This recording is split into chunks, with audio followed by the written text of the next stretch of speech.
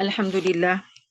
الحمدللہ وکفا وسلام علی عبادہ الذین اصطفی نحمدہ ونستعینہ ونستغفرہ ونؤمن بہ ونتوکل علیہ ونعوذ باللہ من شرور انفسنا ومن سیئات اعمالنا من یہدہ اللہ فلا مضل لہ ومن یضللہ فلا ہادی لہ ونشهد أن لا إله إلا الله وحده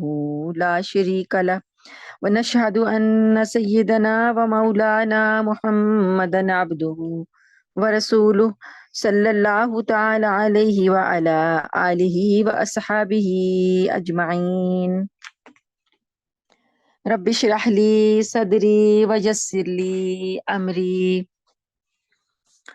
وَاحْلُلْ عُقْدَةً مِّن لِّسَانِي يَفْقَهُوا قَوْلِي.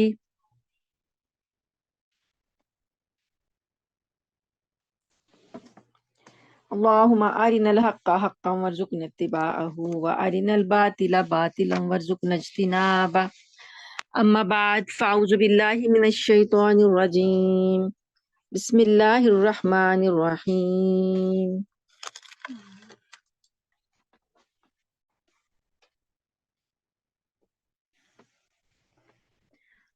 آٹھواں پارہ سورت آراف اور آیت نمبر 21 آج ہم نے پڑھنی ہے. 19 ہم نے پڑھنی ہے.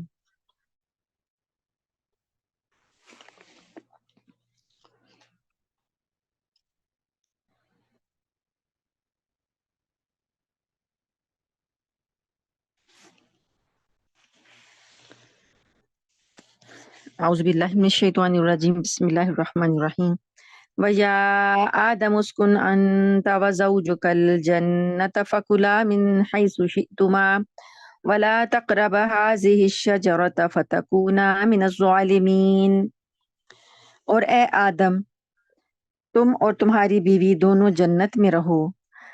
اور تم دونوں جہاں سے جو چاہو کھاؤ، البتہ اس درخت کے قریب نہ جانا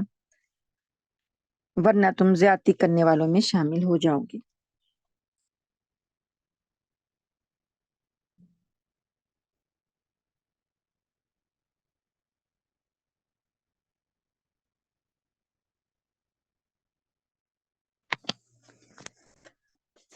کل جو ہماری بات ختم ہوئی تھی وہ کہ جب اللہ پاک نے آدم علیہ السلام کو فرشتوں سے سجدہ کروایا تھا اور اس نے کہا، ابلیس نے انکار کر دیا اور اس نے کہا کہ میں اس سے بہتر ہوں، تو اللہ پاک نے اسے کہا کہ تم نے میری جناب میں تکبر کیا ہے، انکار کیا ہے، تو تم یہاں سے نکل جاؤ. تو جب اسے اللہ پاک نے نکلنے کا کہا تو اس نے اللہ پاک سے کہا کہ جس آدم کی وجہ سے تو نے مجھے گمراہ کیا، جس آدم کی وجہ سے تو نے مجھے یہاں سے نکالا، اب میں اس کے ساتھ دشمنی کروں گا، اس کو میں تیرے سیدھے راستے سے بھٹکا دوں گا اور آگے سے پیچھے سے دائیں سے بائیں سے ہر طرف سے میں حملے کر کے اس کو بہکاؤں گا، بھٹکاؤں گا، سیدھے راستے پہ چلنے نہیں دوں گا. تو اللہ پاک نے اسے کہا کہ ٹھیک ہے، تو کر لے جو تو نے کرنا ہے، تو میں تجھ سے اور تیرے پیچھے چلنے والوں سے جہنم کو بھر دوں گا. اس کے بعد اللہ پاک نے حضرت آدم علیہ السلام کو سے مخاطب ہوئے اور کہا، اس کو شیطان کو تو نکال دیا، اب آدم علیہ السلام سے کہا کہ تم اور تمہاری بیوی جنت میں رہو. اب یہاں پر جو بیوی کا ذکر آیا تو جب آدم علیہ السلام کو پہلے سجدہ کروایا گیا تھا اس وقت وہ اکیلے تھے، اس وقت حضرت حوا کو اللہ پاک نے تخلیق نہیں کیا تھا. اب آدم علیہ السلام کو اللہ نے کہا جب، تو پھر اللہ پاک نے دیکھا کہ یہ تنہا ہیں، اکیلے ہیں، تو اللہ پاک نے ان کے لیے ایک ساتھی پیدا کیا. اور روایات میں آتا ہے کہ حضرت آدم علیہ السلام سوئے ہوئے تھے اور جب وہ اللہ پاک نے ان کی بائیں پسلی سے حضرت حوا کو پیدا کیا، تو جب وہ اٹھے تو انہوں نے دیکھا کہ ان کے پاس کوئی اور ہستی بیٹھی ہوئی ہے. پھر اللہ پاک نے بتایا کہ یہ تمہاری زوجہ ہے، حوا ہیں، ان کا نام حوا ہے. اور حوا علیہ السلام دنیا کی خوبصورت ترین عورت ہیں، یعنی سب سے زیادہ حسین ترین عورت جو اللہ نے بنائی ہیں وہ حوا بنائی ہیں. تو اللہ پاک نے ان سے کہا کہ یہ تمہاری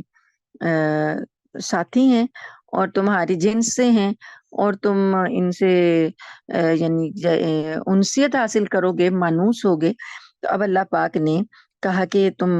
اور تمہاری بیوی دونوں اس جنت میں رہو، ہر پوری جنت تمہارے لیے ہے، جہاں سے چاہو کھاؤ پیو اور سکون سے رہو۔ پھر ایک پابندی لگا دی، ایک پابندی یہ لگائی کہ ایک یہ درخت جو ہے، اشارہ کیا ہاذہ شجرہ، یہ درخت، تو وہاں کوئی درخت ہوگا۔ اب وہ درخت کون سا ہے اس میں ہمیں بحث کرنے کی ضرورت نہیں ہے،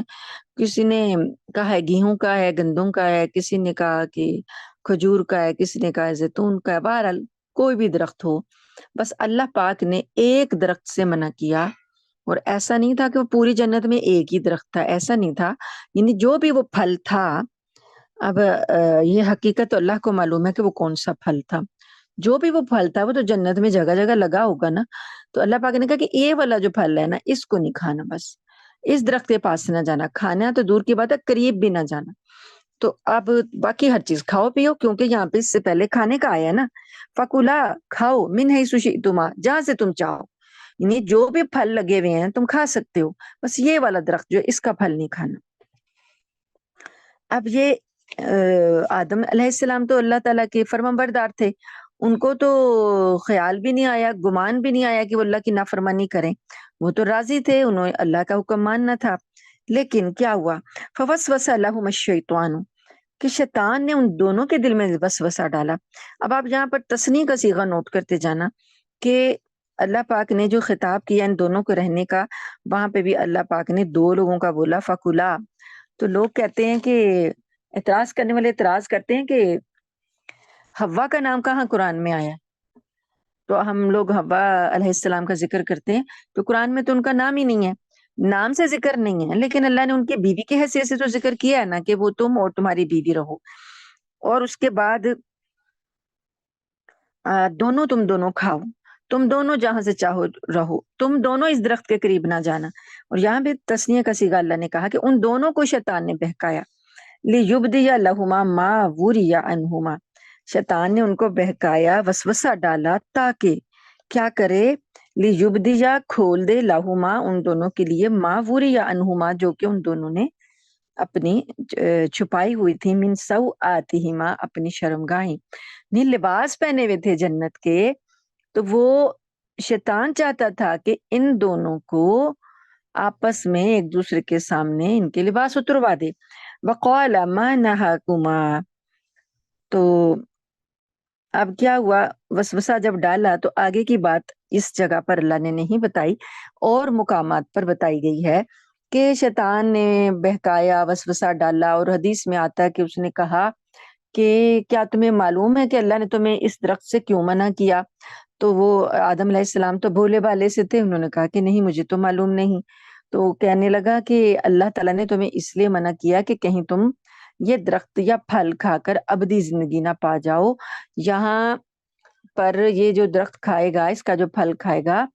اس کو پھر ہمیشہ ہمیشہ کی زندگی مل جاتی ہے۔ تو کیا تم نہیں چاہتے کہ اس جنت میں تم ہمیشہ ہمیشہ رہو؟ تو آدم علیہ السلام کہتے ہیں کہ ہاں، یہ تو اتنی اچھی جنت ہے، یہاں تو ہر شخص ہمیشہ ہی رہنا چاہے گا۔ تو شیطان نے یہ وسوسہ ڈالا کہ میں یہ چاہتا ہوں، میں تمہارا خیر خواہ ہوں، میں یہ چاہتا ہوں کہ تم ابدی زندگی پاؤ، یہ نعمتیں ہمیشہ ہمیشہ کے لیے حاصل کر لو، اس لیے تم یہ پھل کھا لو۔ تو اللہ پاک فرماتے ہیں کہ اس نے کہا وقال ما نہاکما ربکما، تمہارے رب نے تمہیں منع نہیں کیا، ان ہذہ الشجرۃ، اس درخت سے، الا مگر یہ کہ ان تکونا ملکین، کہ تم فرشتے نہ بن جاؤ، کہ اللہ نے اس لیے منع کیا ہے کہ تم کہیں فرشتے نہ بن جاؤ، او تکون من الخالدین، یا کہ تم ہمیشہ رہنے والے نہ بن جاؤ۔ تو یہ چیز ہے، بس اس میں یہ راز ہے، اور تو کوئی بات نہیں ہے، یہ ایک راز ہے اس میں کہ بھئی تم کھاؤ گے تو تمہیں ہمیشہ کی زندگی ملے گی اور تم فرشتوں کی طرح کے ہو جاؤ گے۔ تو وقاسمہما، اور اس نے ان دونوں کے سامنے قسم کھائی، انی لکما لمن الناصحین، کہ بے شک میں تم دونوں کا خیر خواہ ہوں۔ اب ایک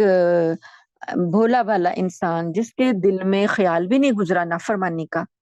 اور اس کے سامنے کوئی آ کے اللہ کی قسم کھا کے یقین دلا دے کہ یہ نافرمانی نہیں ہے،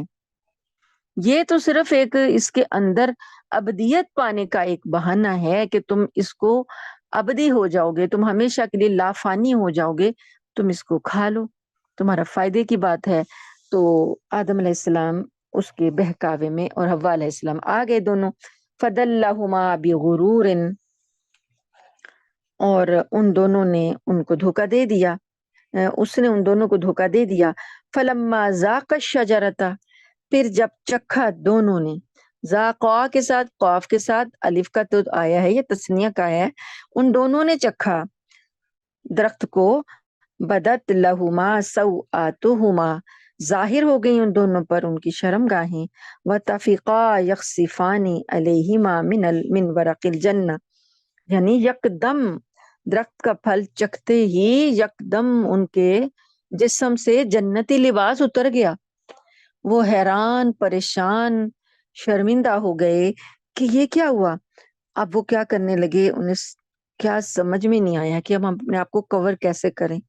انہوں نے درختوں کے، جنت کے درختوں کے کچھ پتے تو جوڑے اور اپنے جسم پہ چپکا لیے۔ اللہ کی طرف سے آواز آئی، وَنَادَهُمَا رَبُّهُمَا، اور ان دونوں کے رب نے ان دونوں کو پکارا، آواز دی، تسنیہ کا صیغہ چل رہا ہے، الم انہکما ان تلکما الشجرہ، کیا میں نے تم دونوں کو اس درخت سے منع نہیں کیا تھا، وَأَقُلْ لَكُمَا إِنَّ الشَّيْطَانَ لَكُمَا عَدُوٌّ مُّبِينٌ، اور میں نے تم سے نہیں کہا تھا کہ شیطان تمہارا تو کھلا دشمن ہے۔ اب انہیں سمجھ آئی کہ کیا چال چل گیا وہ، اب انہیں سمجھ آئی کہ اللہ پاک نے جو بتایا تھا کہ یہ تمہارا کھلا دشمن ہے، اس کا کیا مطلب تھا، اور وہ ہمارے ساتھ چال چل گیا، جھوٹی قسمیں کھا گیا، ہماری خیر خواہی کے دعوے کر کے ہمیں بہکا گیا اور ہمیں نافرمانی ہم سے کروا گیا۔ اب تو دونوں بڑے پریشان ہوئے، کہنے لگے، قالا، دونوں نے کہا، ربنا ظلمنا انفسنا، اے ہمارے رب، ہم نے تو اپنی جانوں پر ظلم کر لیا۔ اب آپ رویے کو ملاحظہ کریں، شیطان نے جب نافرمانی کی تو اللہ نے اس سے پوچھا کہ کیا میں نے تجھے حکم نہیں دیا تھا کہ آدم کو سجدہ کر، تو وہ اکڑ گیا، کہنے لگا کہ کیوں میں سجدہ کروں، میں اس سے بہتر ہوں، تو نے اسے مٹی سے پیدا کیا، مجھے آگ سے پیدا کیا، میں اس کو کیوں سجدہ کروں، یہ مجھ سے حقیر ہے، یہ مجھ سے کمتر ہے۔ اور یہاں آدم علیہ السلام کو اللہ نے پوچھا کہ کیا میں نے تمہیں منع نہیں کیا تھا، تو آدم علیہ السلام کا رویہ دیکھیں، ڈر گئے، پریشان ہو گئے، پچھتانے لگے، ندامت کرنے لگے کہ اللہ ہم سے تو ظلم ہو گیا، ہم نے تو خود ہی اپنے جانوں پر ظلم کر لیا، ہم نے تو خود ہی اپنے اوپر زیادتی کر لی، آپ نے تو ہمیں سارا بتا دیا تھا، آپ نے تو ہمیں سارا سمجھا دیا تھا، یہ ہم ہی ہیں جن سے غلطی ہوئی اور ہم ہی نے اپنی جانوں پر ظلم کیا۔ وَإِن لَّمْ تَغْفِرْ لَنَا، اور اگر تو نے اب ہم کو معاف نہ کیا، وَتَرْحَمْنَا، اور ہم پر رحم نہ کیا، لَنَكُونَنَّ مِنَ الْخَاسِرِينَ، ہم تو پھر گھاٹا پانے والوں میں سے ہو جائیں گے۔ مطلب یہ تھا کہ تو ہمیں معاف کر دے، ہم پر رحم کر دے، ہم سے غلطی ہو گئی، اگر تو نے ایسا نہ کیا تو ہم تو گھاٹا پانے والوں میں سے ہو جائیں گے۔ قَالَ اهْبِطُوا، اللہ نے کہا اترو، بَعْضُكُمْ لِبَعْضٍ عَدُوٌّ، تم میں سے بعض ایک دوسرے کے دشمن ہیں، یعنی تم دونوں پارٹیاں ایک دوسرے کے دشمن ہو، شیطان تمہارا دشمن ہے، تم شیطان کے دشمن ہو۔ وَلَكُمْ فِي الْأَرْضِ مُسْتَقَرٌّ، تمہیں زمین میں اب اتارنا ہے، تمہارے لیے زمین میں ایک ٹھکانہ ہے، وَمَتَاعٌ إِلَىٰ حِينٍ، اور ایک مقرر مدت تک کے لیے سامان ہے، اب تمہیں وہاں رہنا ہوگا۔ کشش دلا کے، جنت کا پھیرا لگوا کے، ایک اٹریکشن دل میں ڈال کے کہ منزل تمہاری یہ ہے، آنا تمہیں یہاں ہے، اب تم عارضی طور پر زمین میں چلے جاؤ، وہاں پر ایک جو مدت میں نے مقرر کی ہے وہاں پر رہنا ہوگا تمہیں، اس کے بعد تم ایسے اعمال کرنا کہ واپس یہاں آ سکو۔ قَالَ فِيهَا تَحْيَوْنَ، اللہ نے کہا اسی میں تم زندہ رہو گے، وَفِيهَا تَمُوتُونَ، اور اسی میں تم کو موت آئے گی، وَمِنْهَا تُخْرَجُونَ، اور اسی سے تم کو دوبارہ نکالا جائے گا۔ اب آدم علیہ السلام کو اللہ پاک نے جو عمر دی وہ تھی 1000 سال، لیکن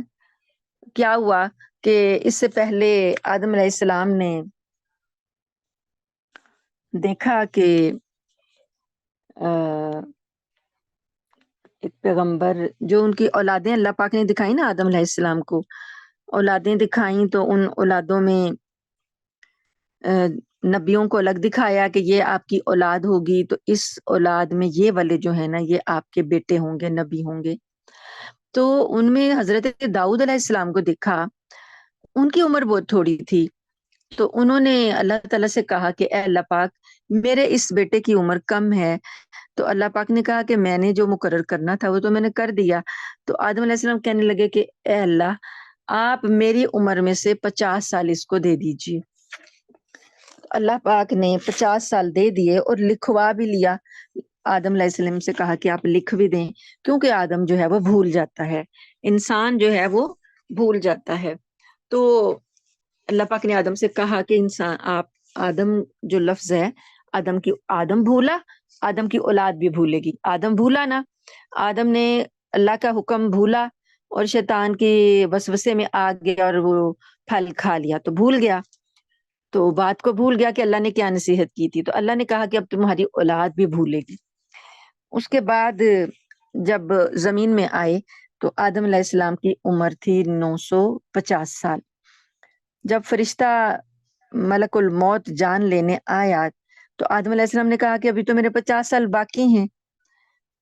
تو پھر آدم علیہ السلام کو یاد دلایا گیا کہ نہیں، آپ نے اپنی عمر کے 50 سال اپنے بیٹے داؤد کو دے دیے ہیں۔ تو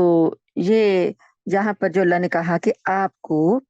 اسی میں جینا ہے، تو کتنا جیے؟ 950 سال آدم علیہ السلام جیے۔ یہیں پر اللہ نے کہا زمین میں ہی موت آئے گی اور یہیں سے آپ کو نکالا جائے گا، دوبارہ زمین ہی سے نکال کے دوبارہ زندگی دے کر پھر حساب کتاب ہوں گے اور پھر آپ جنت میں جائیں گے۔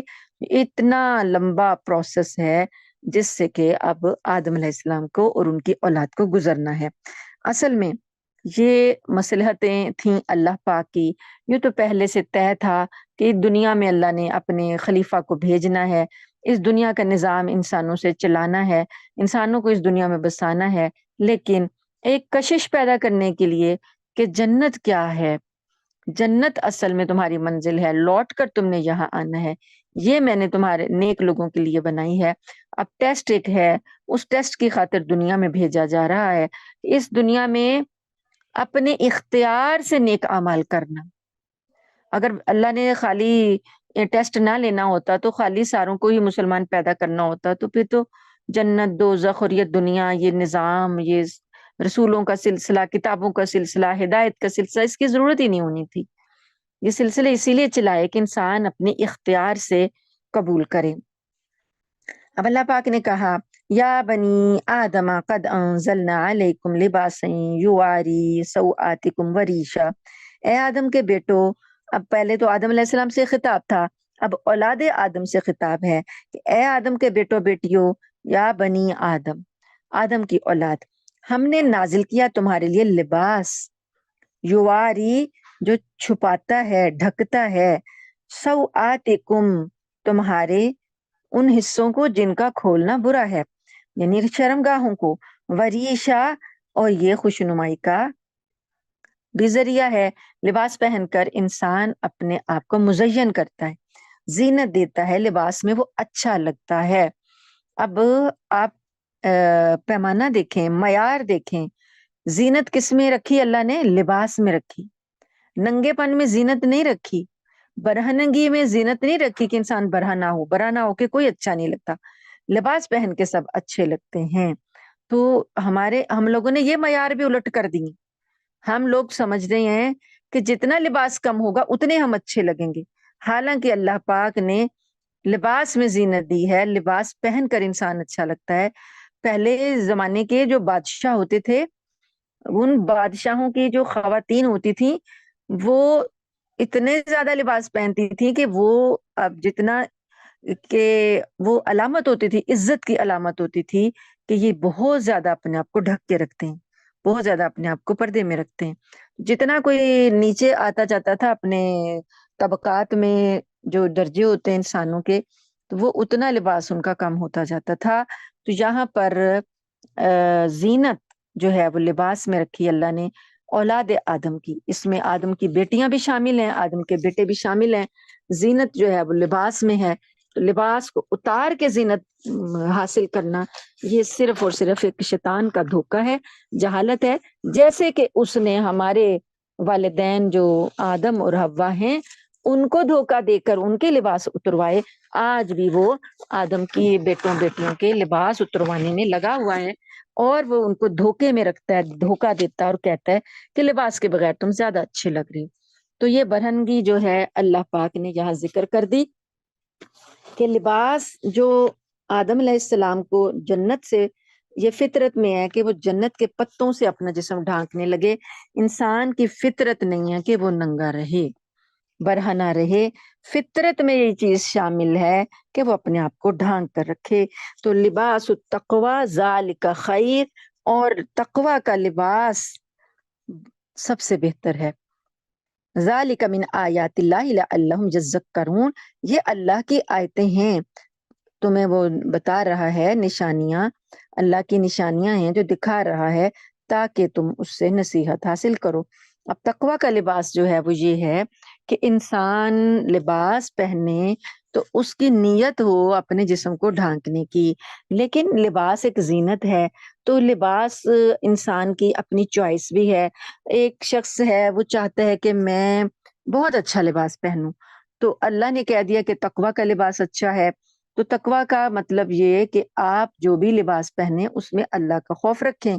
اس میں ریاکاری، کسی کو حقیر دکھانا، فخر کرنا، جو آج ہمارے ہاں چل رہا ہے. ہم لوگ برانڈ کانشیس ہونے کی وجہ سے اب ہمارے ہاں ایک دوسرے کو پہچاننا ہی برانڈ کی وجہ سے جاتا ہے. ہم لوگ جب کہیں اکٹھے ہوتے ہیں تو لباس کو جج کر رہے ہوتے ہیں کہ یہ کس برانڈ کا پہنا ہوا ہے، اور اس سے ہم اس کی حیثیت کو جج کرتے ہیں، اس کے ذوق کو جج کرتے ہیں، اس کے معیار کو جج کرتے ہیں. یہ چیزیں جو ہیں ہمارے معاشرے میں شیطان کا ایک اور ہتھ کنڈا، اس نے ہمیں برانڈ کے چکر میں ڈال کے ہماری نیتوں کو ہی خراب کر دیا. اب ہم جب لباس پہن رہے ہوتے ہیں کہیں جانے کے لیے تو ہماری نیت یہ ہوتی ہے کہ ہمارا لباس اس محفل میں سب سے اچھا ہو، ہم سے اچھا کسی کا لباس نہ ہو. ہم ایسا لباس پہنے جو کسی نے نہ پہنا ہو اور سارے لوگ ہمیں دیکھیں فخر سے. کچھ لوگ اس نیت سے پہنتے ہیں کہ لوگ ہم سے جلیں، کچھ لوگ اس نیت سے پہنتے ہیں کہ لوگ ہم سے مرعوب ہوں، کچھ لوگ اس نیت سے پہنتے ہیں کہ لوگ جو ہیں وہ ہم سے دب کے رہیں، ہمارا ایک جو ہے معیار ہمیں لوگ کاپی کریں، دیکھیں لوگ کہ انہوں نے ایسا پہنا تو ہم بھی ایسا پہنے، تو کاپی کرنے کے لیے کوئی ہمیں دیکھے. بہرحال یہ ساری نیتیں جو ہیں شیطانی نیتیں ہیں. نبی کریم صلی اللہ علیہ وآلہ وسلم کا فرمان مبارک کا مفہوم ایسے ہے کہ آپ صلی اللہ علیہ وآلہ وسلم نے فرمایا، جس شخص نے کسی محفل میں اس نیت سے یہ لباس پہنا کہ میرے سے اچھا کسی کا لباس نہ ہو، کہ سب سے اچھا میرا ہو، لوگ مجھے دیکھیں گے، تو اللہ پاک قیامت کے دن اس کو ذلت کا لباس پہنائے گا. لباس تقوی کے لیے پہنے، اللہ پاک نے مال دیا ہے پہنے، اچھا روکا نہیں ہے اللہ پاک نے. اللہ پاک نے جب مال دیا ہے تو انسان اس کو استعمال کرے. نبی کریم صلی اللہ علیہ وآلہ وسلم سے ایک شخص نے پوچھا، ایک صحابی نے پوچھا کہ یا رسول اللہ صلی اللہ علیہ وآلہ وسلم، میرا جی چاہتا ہے کہ میں اچھا لباس پہنوں. آپ صلی اللہ علیہ وآلہ وسلم نے فرمایا کہ ہاں، آپ اپنے آپ کو زینت دیں، اچھا لباس پہنے، اپنی حیثیت کے مطابق پہنے. پھر ایک شخص کو آپ نے دیکھا کہ وہ ہے تو خوشحال لیکن اس کا لباس گندا مندہ سا ہے، اس نے بڑا خراب سا گھٹیا سا لباس پہنا ہوا ہے. آپ صلی اللہ علیہ وآلہ وسلم نے فرمایا کہ کیا تمہارے پاس حیثیت نہیں ہے کہ تم صاف ستھرا لباس پہنو؟ اللہ جمیل ہے وَيُحِبُّ الجمال، اور اللہ جمال کو پسند کرتا ہے. اللہ تعالیٰ چاہتا ہے کہ اپنی نعمتوں کا اثر اپنے بندے پر دیکھے. اللہ نے اگر آپ کو نعمتیں دی ہیں تو آپ کے گیٹ اپ سے وہ نظر آنا چاہیے کہ اللہ نے آپ کو خوشحالی دی ہے، اچھا بنایا ہے، اپنے آپ کو مزین رکھیں، یعنی صاف ستھرا رکھیں۔ آپ کو پتہ ہے نا کہ پہلے زمانے میں پانی کی بھی قلت ہوتی تھی، اور لباس جو کم ہوتے تھے تو لوگ پھر ایک لباس کئی دن چلاتے تھے، اور جب دھو لیا تو اس کے سکھانے میں بھی مسئلہ ہوتا تھا کہ موٹے موٹے لباس ہوتے تھے۔ اس حساب سے ایک تردد ہوتا تھا کہ صاف لباس پہننے کے لیے تردد ہوتا تھا، اسی لیے جمعے کے دن نبی کریم صلی اللہ علیہ وآلہ وسلم نے جمعے کے دن دھلا ہوا لباس پہننا، صاف لباس پہننا، اچھا لباس پہننا، اور جمعے کی نماز کے لیے آنے کے لیے اہتمام کیا کہ لوگ کم از کم ہفتے میں ایک بار تو لباس کو چینج کریں، دھوئیں، اور صاف ستھرا لباس پہن کر اللہ کے حضور آئیں۔ تو یہ چیزیں جو ہیں یہ ہمارے معاشرے میں اللہ پاک نے ہمیں خوب اس کا دے دیا، خوبصورتی حاصل کرنے کے طریقے بھی دیے، لیکن ساتھ میں تقوی اختیار کرنے کا حکم دیا۔ انسان یہ نہ سوچے کہ میں ہی سب سے اچھا لگوں، میں سب سے اوپر لگوں اور باقی مجھ سے کم لگیں۔ فخر اور غرور کا جو لباس ہے، اسی لیے جو لباس نیچے لٹکتا پھرتا ہے نا زمین میں، رلتا پھرتا ہے پیچھے سے ٹیل بنا کے، اس کو پیروں میں روندا جاتا ہے، اور کسی کی چادر یا کسی کا تہبند نیچے سے لٹکتا پھرتا ہے، پاؤں کے نیچے رلتا ہے، اس کے لیے بھی اسی لیے ممانعت آئی ہے کہ یہ تکبر کی علامت ہے کہ لمبا کپڑا پیچھے رلتا رہے، لوگوں کے قدموں میں آتا رہے۔ ایک تو یہ شو کرنا کہ ہم امیر ہیں، ہمارے پاس کپڑا بہت زیادہ، دوسرا یہ بات کہ ہمیں پرواہ نہیں ہے، ہم بے نیاز ہیں، تو یہ تکبر کی علامت قرار دیا گیا اور اس کے پہننے سے منع کیا گیا۔ تو نبی کریم صلی اللہ علیہ وسلم نے منع کیا کہ کسی آدمی کی چادر اس کے پیروں میں گھسٹے نہیں، گھسٹتی بھی نہ جائے، اگر قدموں میں رولے گی تو وہ تکبر کی علامت ہے، اور اللہ پاک وہ ان کو آگ میں ڈالے گا۔ تو یہ چیزیں ساری کی ساری جو ہیں تکبر سے بچنے کے لیے، تقوی اختیار کرنے کے لیے دی گئیں، لیکن لباس کو جو زینت بنایا گیا اس کے لیے اپنی نیتوں کو درست کر لیں تو جتنے مرضی اچھے لباس پہنیں۔ یا بنی آدم لا یفتننکم الشیطان کما اخرجک ابویکم من الجنت۔ اب اللہ پاک دوبارہ سے اہل جو ہیں ابن آدم، آدم کی اولاد، اسے مخاطب کر کے اللہ پاک کہتے ہیں پہلے تو میں نے تمہارے لباس اتار دیا کیونکہ شیطان نے اتروا دیا تھا۔ اب دیکھو اللہ تعالیٰ دوبارہ بتا رہی ہیں لا یفتننکم الشیطان، شیطان تمہیں دھوکے میں نہ ڈالے، فتنے میں مبتلا نہ کرے، کما اخرج ابویکم، جیسے اس نے تمہارے والدین کو نکلوا دیا تھا، من الجنت، جنت سے، ینزع عنہما، اس نے اتروا دیے تھے ان دونوں کے لباسہما، ان کے لباس، لیجریہما سوآتہما، کیوں اتروائے تھے؟ تاکہ ایک دوسرے کی شرمگاہیں دکھا دیں۔ آج کے لباس اتارے کیوں جا رہے ہیں؟ آج کے دور میں لباس کیوں اتارے جا رہے ہیں؟ اپنا آپ ہی تو دکھانا مقصود ہے۔ جن چیزوں کو چھپانے کا اللہ نے حکم دیا ان چیزوں کو دکھایا جا رہا ہے، اور زیادہ تر آپ دیکھیں کہ لیڈیز کے لباس اتروائے جا رہے ہیں، مردوں نے تو پہنے ہی ہوئے ہیں، عورتوں کے لباس ہی شارٹ ہوتے جا رہے ہیں۔ آپ کسی کو بھی دیکھ لیں، یورپینس کو دیکھ لیں جن کی ہم کاپی کر رہے ہیں، ان کو دیکھیں، ان کے آدمی انٹرویو دے رہے ہوتے ہیں یا وہ خبریں پڑھ رہے ہوتے ہیں یا جیسے بھی ان کی میٹنگز ہوتی ہیں، یا جو ان کی آتی ہیں سفیر وغیرہ آتے ہیں، ان کے ساتھ جو لیڈیز ہوتی ہیں، مردوں نے تو ٹائیاں باندھ کے اپنی گردنیں تک پھانس لی ہوتی ہیں اور جرابیں پہن کے اور اینکیں لگا کے اپنا سارا کچھ ڈھک لیا ہوتا ہے، اور لیڈیز کو انہوں نے بس 2-3 فٹ کا ایک لباس پہنایا ہوتا ہے۔ کیا دکھانا چاہتے ہیں؟ شرمگاہیں دکھانا چاہتے ہیں۔ یہی کام شیطان نے کیا تھا آدم علیہ السلام اور حوا علیہ السلام کے ساتھ۔ تو اللہ پاک کہتے ہیں کہ اے اولاد آدم، تم اس کے دھوکے میں نہ آنا، یہ شیطان جو ہے اس نے تمہارے والدین کے ساتھ بھی یہی کیا، تمہارے ساتھ بھی یہی کرے گا، تم اس کے بہکاوے میں نہ آنا۔ کیا کرتا ہے؟ انہ یراکم ہوا وقبیلہ، یہ تم کو دیکھتا ہے، یہ بھی اور اس کا قبیلہ بھی، من حیث لا ترونہم، جہاں سے تم ان کو نہیں دیکھ سکتے، یعنی کہ یہ جن ہے یہ تمہیں نظر نہیں آتا، یہ اور اس کے ساتھی قبیلے کے جو لوگ ہیں یہ تمہیں ایسی جگہوں سے دیکھتے ہیں کہ تم ان کو نہیں دیکھ سکتے، تمہیں تو نظر ہی نہیں آ رہے، لیکن یہ تمہیں دیکھ رہے ہوتے ہیں۔ حتیٰ کہ انسان جب واش روم میں جاتا ہے، واش روم میں بھی شیطان اور جن جو ہے وہ تو ظاہر ہے ہمیں نظر نہیں آتے، تو وہ انسان کو برہنہ حالت میں دیکھنا چاہتے ہیں۔ تو اللہ تعالیٰ نے نبی کریم صلی اللہ علیہ وسلم نے ہمیں دعائیں سکھا دی ایسی کہ ہم ان کی اور اپنے درمیان ایک آڑ پیدا کر لیں۔ تو اللہ نبی کریم صلی اللہ علیہ وسلم نے فرمایا کہ جب تم میں سے کوئی قضائے حاجت کے لیے جائے، قضائے حاجت کے لیے جائے تو وہ یہ دعا پڑھے، اللہم انی اعوذ بک من الخبث والخبائث، اے اللہ میں تیری پناہ میں آتا ہوں ناپاک جنوں اور ناپاک جننیوں سے۔ یہ خبث اور خبائث جو ہیں یہ ساتھ لگے ہوئے ہیں جو کہ انسان کو برہنہ حالت میں دیکھنا چاہتے ہیں اور دیکھ کر وہ خوش ہوتے ہیں، ہنستے ہیں۔ تو اب جب بندہ یہ دعا پڑھ لے گا تو اللہ تعالیٰ شیطانوں کے درمیان اور ہمارے درمیان ایک آڑ پیدا کر دیتے ہیں، ایک دیوار حائل کر دیتے ہیں، تو ہمیں وہ نہیں دیکھ سکتے۔ اللہ پاک فرماتے ہیں کہ انا جعلنا الشیاطین اولیاء للذین لا یؤمنون، بے شک ہم نے شیطانوں کو ان لوگوں کا ساتھی بنا دیا جو ایمان نہیں لاتے۔ اب جو ایمان نہ لانے والے لوگ ہیں شیطان ان کے ساتھی ہیں۔ وَإِذَا فَعَلُوا فَاحِشَةً، اور جب یہ کوئی بے حیائی کا کام کرتے ہیں، قالوا کہتے ہیں وجدنا علیہا آباءنا،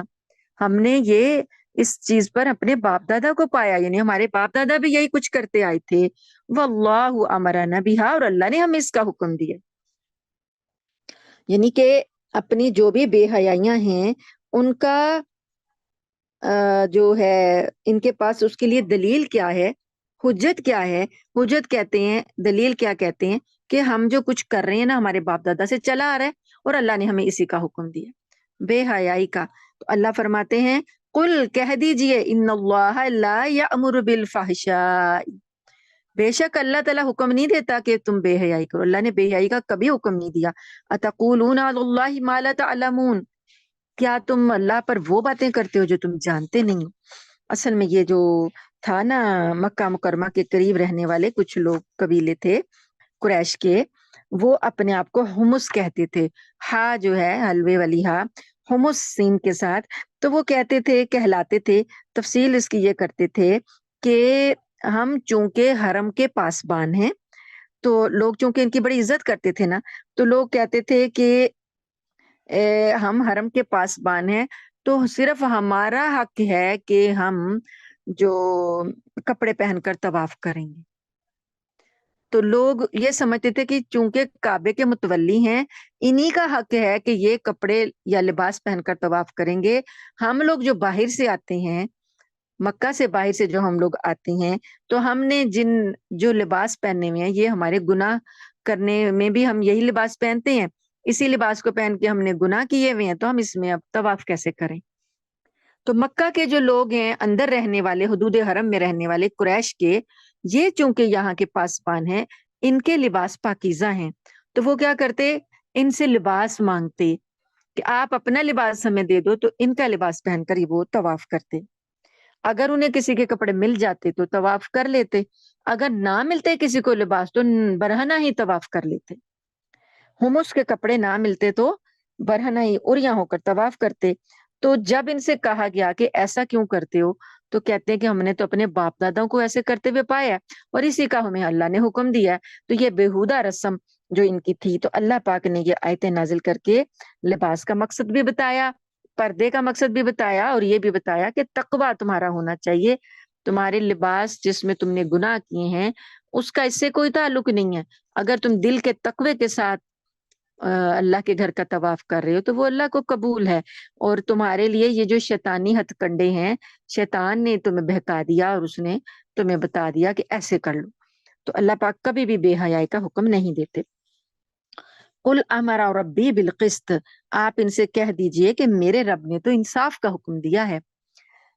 وَأَقِيمُوا وُجُوهَكُمْ عِنْدَ كُلِّ مَسْجِدٍ، اور کہ اپنے چہروں کو ہر نماز کے وقت قائم رکھو، سیدھا رکھو، یعنی ادھر ہی جو بھی نماز پڑھنے لگو تو اپنے چہرے جو ہیں، اپنے رخ جو ہیں وہ ٹھیک رکھو۔ وَدْعُوهُ، اور اللہ کو پکارو، مخلصین لہ الدین، خالص اسی کے لیے دین۔ نماز کے وقت میں رخ اپنے سیدھے رکھو اور نماز کے دوران خالص اللہ ہی کو پکارو۔ کما بداکم تعودون، جیسے اللہ نے تم کو ابتدا دی ہے، پیدا کیا ہے، اسی طریقے سے وہ تمہیں دوبارہ لوٹائے گا۔ فریقاً ہدا و فریقاً حق علیہم الضلالہ، تم میں سے ایک گروہ پر تو ہدایت اللہ نے اس کو دے دی اور ایک گروہ پر گمراہی مسلط ہو گئی۔ انہم اتخذوا الشیاطین، اولیاء من دون اللہ، بے شک یہ وہ جو لوگ ہیں جن پر گمراہی مسلط ہوئی ہے، انہوں نے شیطانوں کو اپنا دوست بنا لیا اللہ کو چھوڑ کر۔ وَيَحْسَبُونَ، اور یہ گمان رکھتے ہیں کہ أَنَّهُمْ مُهْتَدُونَ، کہ ان کو یہ ہدایت پر ہیں۔ ابھی اللہ پاک کا خطاب بنی آدم سے جاری ہے۔ یا بنی آدم، اے بنی آدم، خذوا زینتکم عند کل مسجد، اپنی زینت اختیار کرو ہر نماز کے وقت، یعنی ہر نماز کے وقت تم اچھے حالت میں آؤ، وکل مسجد میں نماز کے لیے آؤ تو اچھے حالت میں آؤ، وکلو اور کھاؤ، وشربو اور پیو، ولا تسرفو اور اسراف مت کرو۔ اب یہ چیزیں چونکہ انہوں نے کچھ لباسوں کو حرام قرار دیا ہوا تھا تو کچھ غذاؤں کو بھی حرام قرار دیا ہوا تھا، تو اللہ پاک نے کہا کہ اللہ نے جو بھی تمہیں چیزیں دی ہیں کھاؤ پیو، اسراف نہ کرو۔ بس ایک یہ بات ہے، کھانے پینے سے منع نہیں کیا، فضول خرچی سے منع کیا گیا ہے۔ انہ لا یحب المسرفین، اور اللہ تعالی اسراف کرنے والوں کو پسند نہیں کرتا۔ اب ہر نماز کے لیے جو ہے نا زینت کا حکم جو دیا گیا وہ یہ کہ ایسا لباس جو پاک نہیں ہے اس میں نماز نہیں پڑھ سکتے، ایسا لباس جس کو پہن کر آپ کسی کے سامنے جانے میں شرم محسوس کرتے ہوں اس میں نماز نہیں پڑھ سکتے، اتنا گھٹیا لباس جو آپ نے پہنا ہے کہ جیسے آپ اپنے دوست کے سامنے تو اس میں جانا میں آر محسوس کرتے ہیں تو اللہ کے دربار میں کیسے چلے جاتے ہیں؟ یا میلا کچیلا اتنا ہو، پسینے میں بدبو میں وہ بسا ہوا ہو، تو ان چیزوں کو منع کیا گیا کہ مسجد میں آنے کے لیے آپ کا لباس ایسا ہو دوسرے کو کوفت نہ ہو۔ اسی سے وہ بات نکالی گئی کہ جو ہے کہ نبی کریم صلی اللہ علیہ وسلم کی کئی احادیث ہیں مسجد کے آداب میں جو آتی ہیں کہ بدبودار لباس نہ ہو، پسینے کی بدبو نہ ہو، خوشبو لگا کر آؤ، دھلے ہوئے کپڑے پہن کر آؤ، پاک ہو، ناپاکی نہ ہو، دوسرا ایسا کوئی بدبودار چیز نہ کھائی ہو جس سے کہ دوسروں کو تکلیف ہو، اسمیل نہ ہو منہ میں، مسواک کر کے آؤ۔ تو لہسن اور اس طرح کی چیزیں جو کہ دوسرے کو بات کرتے ہوئے ناگواری محسوس ہوتی ہیں، ان سب چیزوں سے منع کیا گیا۔ تو یہ ہیں آداب مسجد کے۔ تو مسجد میں جانے میں یہ سب چیزوں کا لحاظ رکھا جائے گا، اور خواتین بھی گھر میں جب نماز پڑھیں گی تو وہ اپنی پاکی کا اور اپنے لباس کی لحاظ رکھیں گی کہ بہت زیادہ گندا اسمیلی لباس پہن کر اللہ کے حضور نہ جائیں، صاف ستھرے لباس میں اللہ کے حضور کھڑے ہوں، یہ دیکھیں کہ کس کے دربار میں جا رہے ہیں، کس کے ہاں حاضری ہو رہی ہے، تو اس حساب سے جو ہے نماز کے لیے اہتمام کیا جائے۔ آگے اللہ پاک آیت نمبر 32 سے فرماتے ہیں قُلْ مَنْ حَرَّمَ زِینَةَ اللَّهِ الَّتِي أَخْرَجَ لِعِبَادِهِ، کہہ دیجئے کس نے حرام کیا اللہ کی زینت کو؟ اللہ نے جو زینتیں اتاری ہیں، آرائشیں اتاری ہیں، نعمتیں دی ہیں، کس نے حرام کیا ہے؟ اللہ تعالیٰ نے۔ اللہ تعالیٰ کی نعمتوں کو جو اس نے اپنے بندوں کے لیے نکالی تھی، وَالطَّیِّبَاتُ، اور پاکیزہ من الرزق، رزق میں سے، قُلْ هِیَ لِلَّذِینَ آمَنُوا، کہہ دیجئے کہ یہی لوگ ہیں جو کہ ایمان لاتے ہیں، جن کو نعمتیں دی ہیں جو استعمال کر رہے ہیں، یہی لوگ ہیں ایمان لاتے ہیں، فی الحیات الدنیا، اس دنیا کی زندگی میں، خالصتاً، مخلص ہو کر، خلوص کے ساتھ، یوم القیامتی، قیامت کا دن بھی خالص انہی کے لیے ہوگا۔ یعنی کفار مکہ کی بات کا جواب ہے کہ یہ کہتے تھے کہ اگر اللہ تعالیٰ کو ہمارا موجودہ طریقہ پسند نہ ہوتا تو اللہ تعالیٰ ہمیں نعمتیں دیتا، جو ہمیں اللہ نے خوشحالیاں دی ہیں، جو اتنے نعمتیں دی ہیں، اولادیں دی ہیں، مال دی ہیں، تو اگر اللہ کو ہمارے طریقے پسند نہ ہوتے تو وہ ہمیں کیسے اتنی نعمتیں دیتا؟ تو اللہ پاک فرماتے ہیں کہ اللہ نے جو یہ نعمتیں دی ہیں یہ دنیا کی زینت کے لیے دی ہیں، اگر آخرت کی جو نعمتیں ہیں وہ پھر انہی کو ملنی ہیں جو خالص اللہ کی باتوں پر ایمان لائیں گے۔ کذالک نفصل الآیات لقوم یعلمون، اسی طرح ہم تفصیل سے بیان کرتے ہیں آیات اس قوم کے لیے جو کہ علم سے کام لے۔ قل انما حرم ربی الفواحش ما ظہر منہا وما بطن، کہہ دیجئے میرے رب نے تو بے حیائیوں کو منع کر دیا، حرام قرار دے دیا، چاہے وہ کھلی ہو چاہے وہ باطن چھپی ہوئی ہو۔ بے حیائی ظاہر اور باطن دونوں میں حرام قرار دے دی، بل اسما اور گناہ کو بھی حرام کر دیا، بل بغی بغیر الحق اور ناحق زیادتی کو حرام کر دیا، وان تشرکوا باللہ اور یہ کہ تم شرک کرو اللہ کے ساتھ، ما لم ينزل به سلطانہ جس کے جس کی کوئی دلیل نازل نہیں ہوئی، یہ شرک جو ہے یہ بھی حرام ہے، وان تقولوا اور تم یہ کہو علی اللہ اللہ کے بارے میں ما لا تعلمون جو تم جانتے نہیں ہو، یہ اللہ پر ایسی ایسی باتیں منسوب کرتے جاؤ کہ یہ اللہ نے کہا ہے، یہ اللہ نے حکم دیا ہے، اور تم اس کے بارے میں علم بھی نہیں رکھتے اور تم وہ باتیں کہو، یہ سب حرام کام ہے۔ وَلِكُلِّ أُمَّةٍ أَجَلٌ ہر امت کے لیے ایک مقرر وقت ہے جو اللہ نے مقرر کر دیا، ایک امت جو آئی ہے اپنا مقرر وقت لے کر، اللہ نے جو اس کے لیے مقرر کیا اسی تک وہ رہے گی۔ فَإِذَا جَاءَ أَجَلُهُمْ پھر جب ان کا وہ وقت آ جائے گا، اجل میعاد آ جائے گی، لا يستأخرون ساعة تو وہ ایک گھڑی بھی تاخیر نہیں کریں گے، ولا يستقدمون اور نہ آگے ہو سکیں گے، آگے پیچھے وہ ایک ساعت، ایک لہجہ، ایک سیکنڈ، ایک لمحہ اس کی بھی تاخیر نہیں ہوگی۔ مطلب یہ کہ اللہ تعالیٰ کے سے تو کوئی بھی غلط بات کوئی بھی شخص جو ہے منسوب کرنا ہر اعتبار سے ایک ناجائز اور غیر اخلاقی فعل ہے، لیکن اگر یہ جرم آپ کسی کے بارے میں کرتے ہیں تو وہ بھی غیر اخلاقی، لیکن یہ جرم اگر اللہ کے ساتھ کیا جائے، باتیں اللہ سے منسوب کر دی جائیں تو اس کی سنگینی کیا ہے؟ کفر تک انسان چلا جاتا ہے۔ اللہ تعالیٰ کی طرف کسی بھی بات کو منسوب کرنے میں نہایت احتیاط سے کام لینا چاہیے، کیونکہ یہ جو ابھی سے دنیا کا مال و متاع ہے، ساز و سامان ہے، تو اللہ پاک نے ایک مدت کے لیے دیا ہے، تو یہ جب مدت آئے گی تو اللہ تعالیٰ لے لیں گے۔ اس سے دھوکے میں نہیں پڑنا چاہیے کہ ہمیں جو اتنا کچھ ملا ہے تو اگر ہم نافرمانیاں کرتے تو اللہ کیوں دیتا۔ یا بنی آدم دوبارہ بھی آدم کی اولاد سے اللہ پاک خطاب کر رہے ہیں، یعنی آپ اندازہ لگائیں کہ قرآن پاک کا خطاب جو ہے پوری بنی نوع انسان سے ہے۔ کوئی شخص جو دنیا کے کسی بھی کونے میں رہتا ہو،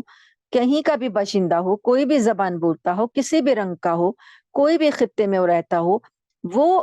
ہے تو آدم کی اولاد، بنی آدم ہے وہ۔ تو اللہ نے قرآن پاک میں براہ راست ان سب کو خطاب کر کے یہ تعلیمات دی ہیں۔ تو یہ قرآن پاک تمام بنی نوع انسان کے لیے قیامت تک کے لیے یہ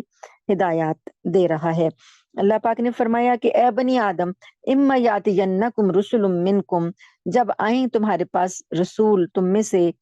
یقصون علیکم آیاتی جب وہ پڑھیں تمہارے پاس میری آیتیں، فمن اتقوا پس جو کوئی تقوی اختیار کرے گا، واصلح اور اس اصلاح کرے گا، یعنی جو اس کی پہلے غلطیاں تھیں ان کو درست کر لے گا، فلا خوف علیہم تو ان پر کوئی خوف نہیں ہوگا، ولا هم یحزنون اور نہ وہ غمگین ہوں گے۔ والذین کذبوا بآیاتنا اب بنی آدم کے جو بنی آدم ہیں، جو آدم کی اولاد ہے، اس سے اللہ پاک نے عہد پہلے بھی لے لیا، یعنی دنیا میں بھیجنے سے پہلے بھی لے لیا اور دنیا میں آنے کے بعد بھی اللہ پاک نے عہد لیے۔ تو یہ ہم نے کل کی کلاس میں پڑھا تھا کہ اللہ پاک نے کہا کہ میرے وعدوں کو پورا کرو، جو میں نے تم سے وعدے لیے ہیں ان کو پورا کرو۔ تو اس میں جو عہد الست ہے، عہد الست میں اللہ پاک نے جو عہد لیے تھے روحوں سے کہ کیا میں تمہارا رب نہیں ہوں، ساتھ میں یہ عہد بھی لیا تھا کہ تمہیں جب میں دنیا میں بھیجوں گا تو وہ رسول میرے آئیں گے تو تمہیں آ کر میری آیتیں پڑھ کے سنائیں گے، تو تم نے ان پر ایمان لانا ہے۔ پھر جو کوئی ایمان لائے گا، نیکیاں کرے گا، نیک اعمال کرے گا، تو اس کو یہ جنت ملے گی جہاں نہ خوف ہے نہ کوئی غم ہے۔ والذین کذبوا جن لوگوں نے جھٹلا دیا، جو میرے رسولوں کو، میری آیتوں کو جھٹلا دیں گے، بھی آیاتنا ہماری آیتوں کو جنہوں نے جھٹلا دیا، واستکبروا عنہا اور ان سے تکبر کیا۔ آیتوں سے تکبر کیسے ہوگا؟ کہ آیتوں کو سن کے لاپرواہی کر دی جائے، بالکل روگردانی کر دی جائے، پرواہ نہ کی جائے کہ اللہ تعالیٰ کیا کہہ رہے ہیں۔ اللہ کی آیتیں سنیے، منہ موڑ کے چل پڑے، یعنی اتنی غفلت کہ اس کو کوئی اہمیت ہی نہیں دی جا رہی کہ اللہ کی آیتیں سنائی جا رہی ہیں، اس کی کوئی اہمیت ہی نہیں ہے۔ یہ تکبر کی علامت ہے کہ ہمیں پرواہ نہیں ہے، جو مرضی سناتے رہو، یہ ہے تکبر اللہ کی آیتوں سے۔ تو اللہ پاک فرماتے ہیں جنہوں نے خالی تکبر ہی نہیں کیا بلکہ جھٹلایا بھی۔ اب ایک شخص کہتا ہے کہ میں تو نہیں جھٹلاتا، میں تو قرآن پر ایمان رکھتا ہوں، یہ اللہ کا سچا کلام ہے، لیکن جب آپ اس کی تعلیمات کو مانتے نہیں ہیں تو وہ جھٹلانا ہی ہوا نا۔ اگر آپ اس کو سچا مانتے تو ضرور اس کو مانتے، اس پر عمل کرتے۔ ایک شخص ہے وہ اس کو یہ معلوم ہے کہ یہ آگ جلا دیتی ہے، تو وہ آگ کو کبھی آگ کے اوپر اپنا ہاتھ نہیں رکھے گا، کہ وہ مانتا ہے نا اس بات کو، اس کا ایمان ہے نا آگ پر۔ لیکن اللہ کی باتوں کو، اللہ کی آگ جو جہنم کی آگ ہے اس نے جلانا ہے، اس میں ڈلنا ہے، اس سے نہیں وہ ڈرتا۔ اس کا کیا مطلب ہے کہ اس کا ایمان نہیں ہے۔ اگر اس کا ایمان ہوتا کہ جہنم کی آگ سے میں نے بچنا ہے، جہنم کی آگ جلا ڈالے گی، وہ عذاب ہے، تو وہ ضرور اس سے بچتا۔ تو یہی بات ہے کہ ایمان ہوتا نہیں ہے جب انسان اتنا غافل ہو جاتا ہے۔ تو اللہ پاک فرماتے ہیں کہ والذین کذبوا بآیاتنا، جنہوں نے ہماری آیتوں کو جھٹلا دیا، واستکبروا، اور ان سے تکبر کیا، انہا، ان سے، اولئک اصحاب النار، تو یہ آگ والے لوگ ہیں، انہی کو آگ میں ڈالا جائے گا، ہم فیہا خالدون، اور وہ اس میں ہمیشہ رہیں گے۔ فمن اظلم ممن افترى علی اللہ کذبا، بس اس شخص سے بڑھ کر ظالم کون ہو سکتا ہے جو افطرا کرے۔ افطرا ہوتا ہے جھوٹ باندھنا،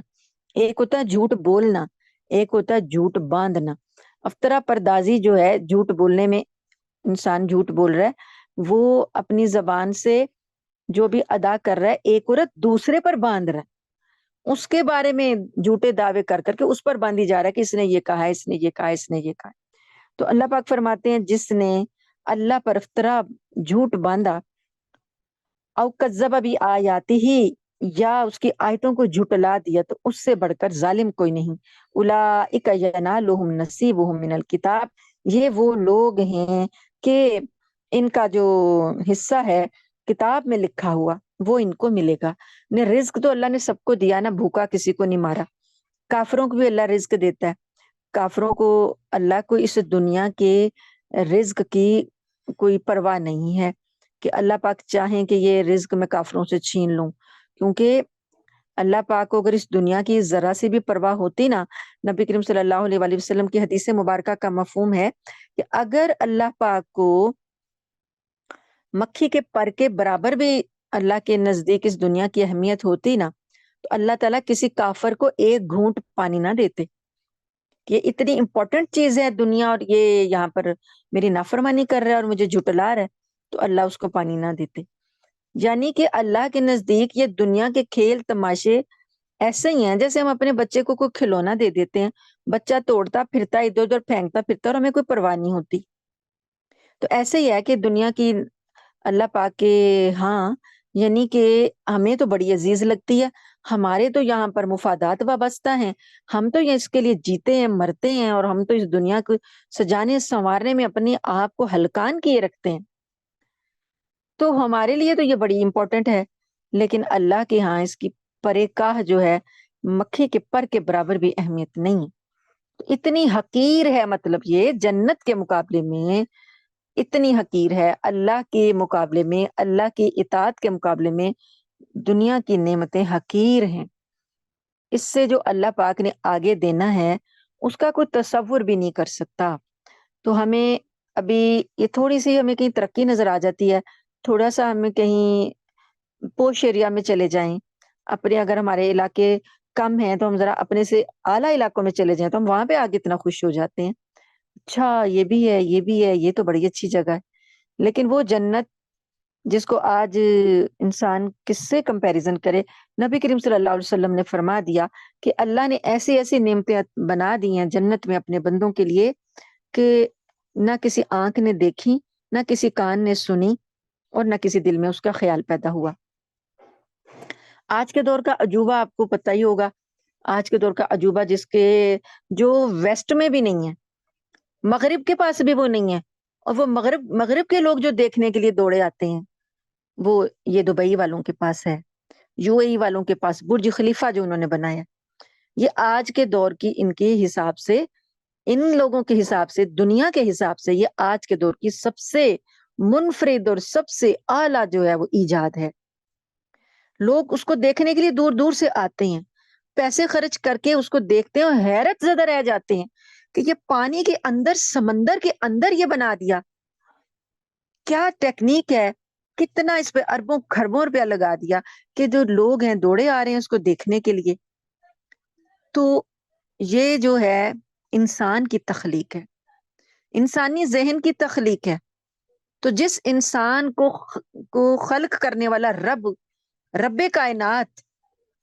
انسان نے یہاں کے اسباب سے بنایا نا، یہیں کی چیزیں لی ہیں، زمین کی ہی چیزیں ہیں نا، کہیں اور کسی اور دنیا سے تو نہیں وہ چیزیں لے آیا، یہیں کے اسباب کو مہیا کر کے اس نے یہ بنایا۔ تو اگر ایک انسان ایسی منفرد چیز بنا سکتا ہے تو جو خالق ہے پوری کائنات کا اور پورے انسانوں کا، وہ کیسے کیسے جنتیں بنائے گا، کیسے کیسے جنتیں عطا کرے گا، کیسے کیسے انداز میں اپنے بندوں کو نوازے گا کہ بندوں نے کبھی سوچا بھی نہیں ہے، کبھی ان کو دیکھا بھی نہیں ہے۔ تو اللہ تعالیٰ فرماتے ہیں کہ یہ دنیا، اس دنیا میں جو یہ عیش کر رہے ہیں تو ہے تو جٹلایا، انہوں نے تکبر بھی کیا، لیکن دنیا سے اپنا حصہ وصول کر لیں، اللہ نے ایک حصہ ان کے لیے لکھا ہوا ہے، وہ وصول کر لیں، یہاں تک کہ حتی اذا جاءتہم، یہاں تک کہ جب آ جائیں گے ان کے پاس رسولنا، ہمارے بھیجے ہوئے یعنی فرشتے، یتوفونہم، وہ ان کو فوت کریں گے، قالوا، کہیں گے، اینما کنتم، کہاں گئے جو تھے تم، تدعون من دون اللہ، پکارتے جن کو تم اللہ کے علاوہ، وہ اب کہاں ہیں؟ قالوا، کہیں گے، ضلوا عنا، وہ تو ہم سے کھو گئے، ہم سے گم ہو گئے، وشہدوا علی انفسہم، اور وہ گواہی دیں گے، گواہ ہوں گے اپنی ذاتوں پر، اپنی جانوں پر، انہم کانوا کافرین، کہ ہم لوگ تو، کہ وہ خود کافر تھے، اپنے اوپر خود گواہی دیں گے کہ وہ کافر تھے۔ تو سارے شرکا جو ہیں ان کے گم ہو جائیں گے۔ قال ادخلوا فی امم قد خلت من قبلکم من الجن والانس فی النار، اللہ فرمائے گا داخل ہو جاؤ اس آگ میں جس میں کہ تم سے پہلے بھی اور امتیں جو ہیں وہ داخل ہوئی ہیں جنوں سے اور انسانوں سے، کلما دخلت امت لعنت اختہا، جب بھی کبھی کوئی امت داخل ہوگی جہنم میں، آگ میں، تو وہ لعنت کرے گی اپنی بہن پر، یعنی اپنی ساتھی امت پر لعنت بھیجے گی۔ جب بھی کوئی امت جہنم میں جائے گی تو وہ اپنی ساتھ والی پر لعنت بھیجے گی، کیوں کہ وہ سمجھیں گے کہ یہ جو ہیں، کیونکہ لعنت ان کا مقدر ہے نا، کہ یہ بھی گناہ گار ہیں، تو یہ اور بھی گناہ گار آ گئے ہیں ان سے پہلے، ان کے ذہن میں یہ ہوگا کہ ایک دوسرے کی وجہ سے ہی ہم گمراہ ہوئے ہیں۔ بعد والے کہیں گے کہ ہمیں پہلوں نے گمراہ کیا تھا، تو ان کے پہلے جب وہاں جا کر موجود دیکھیں گے کہ جن کے پیچھے ہم چل کے گمراہ ہوئے تھے، تو جب ان کو وہاں جا کر دیکھیں گے تو ایک دوسرے پر لعنتیں ڈالیں گے، حتی اذا ادارکوا فیہا جمیعا، یہاں تک کہ جب سارے کے سارے وہاں پر اکٹھے ہو جائیں گے، جو ایک دوسرے کو گمراہ کرتے تھے، جن بھی اور انسان بھی، جب سارے جمع ہو جائیں گے، قالت اخراہم لاولاہم ربنا ہؤلاء اضلونا، پھر اللہ سے کہنے لگیں گے، جو بعد کے لوگ تھے نا، وہ اللہ سے کہنے لگیں گے کہ اے اللہ، یہ جو پہلے لوگ ہیں نا، انہوں نے ہمیں گمراہ کیا، ہم ان کے پیچھے چلے تھے۔ یعنی انسان جس کی پیروی کرتا ہے وہ آگے ہوتا ہے نا، امام جو ہوتا ہے وہ آگے ہوتا ہے،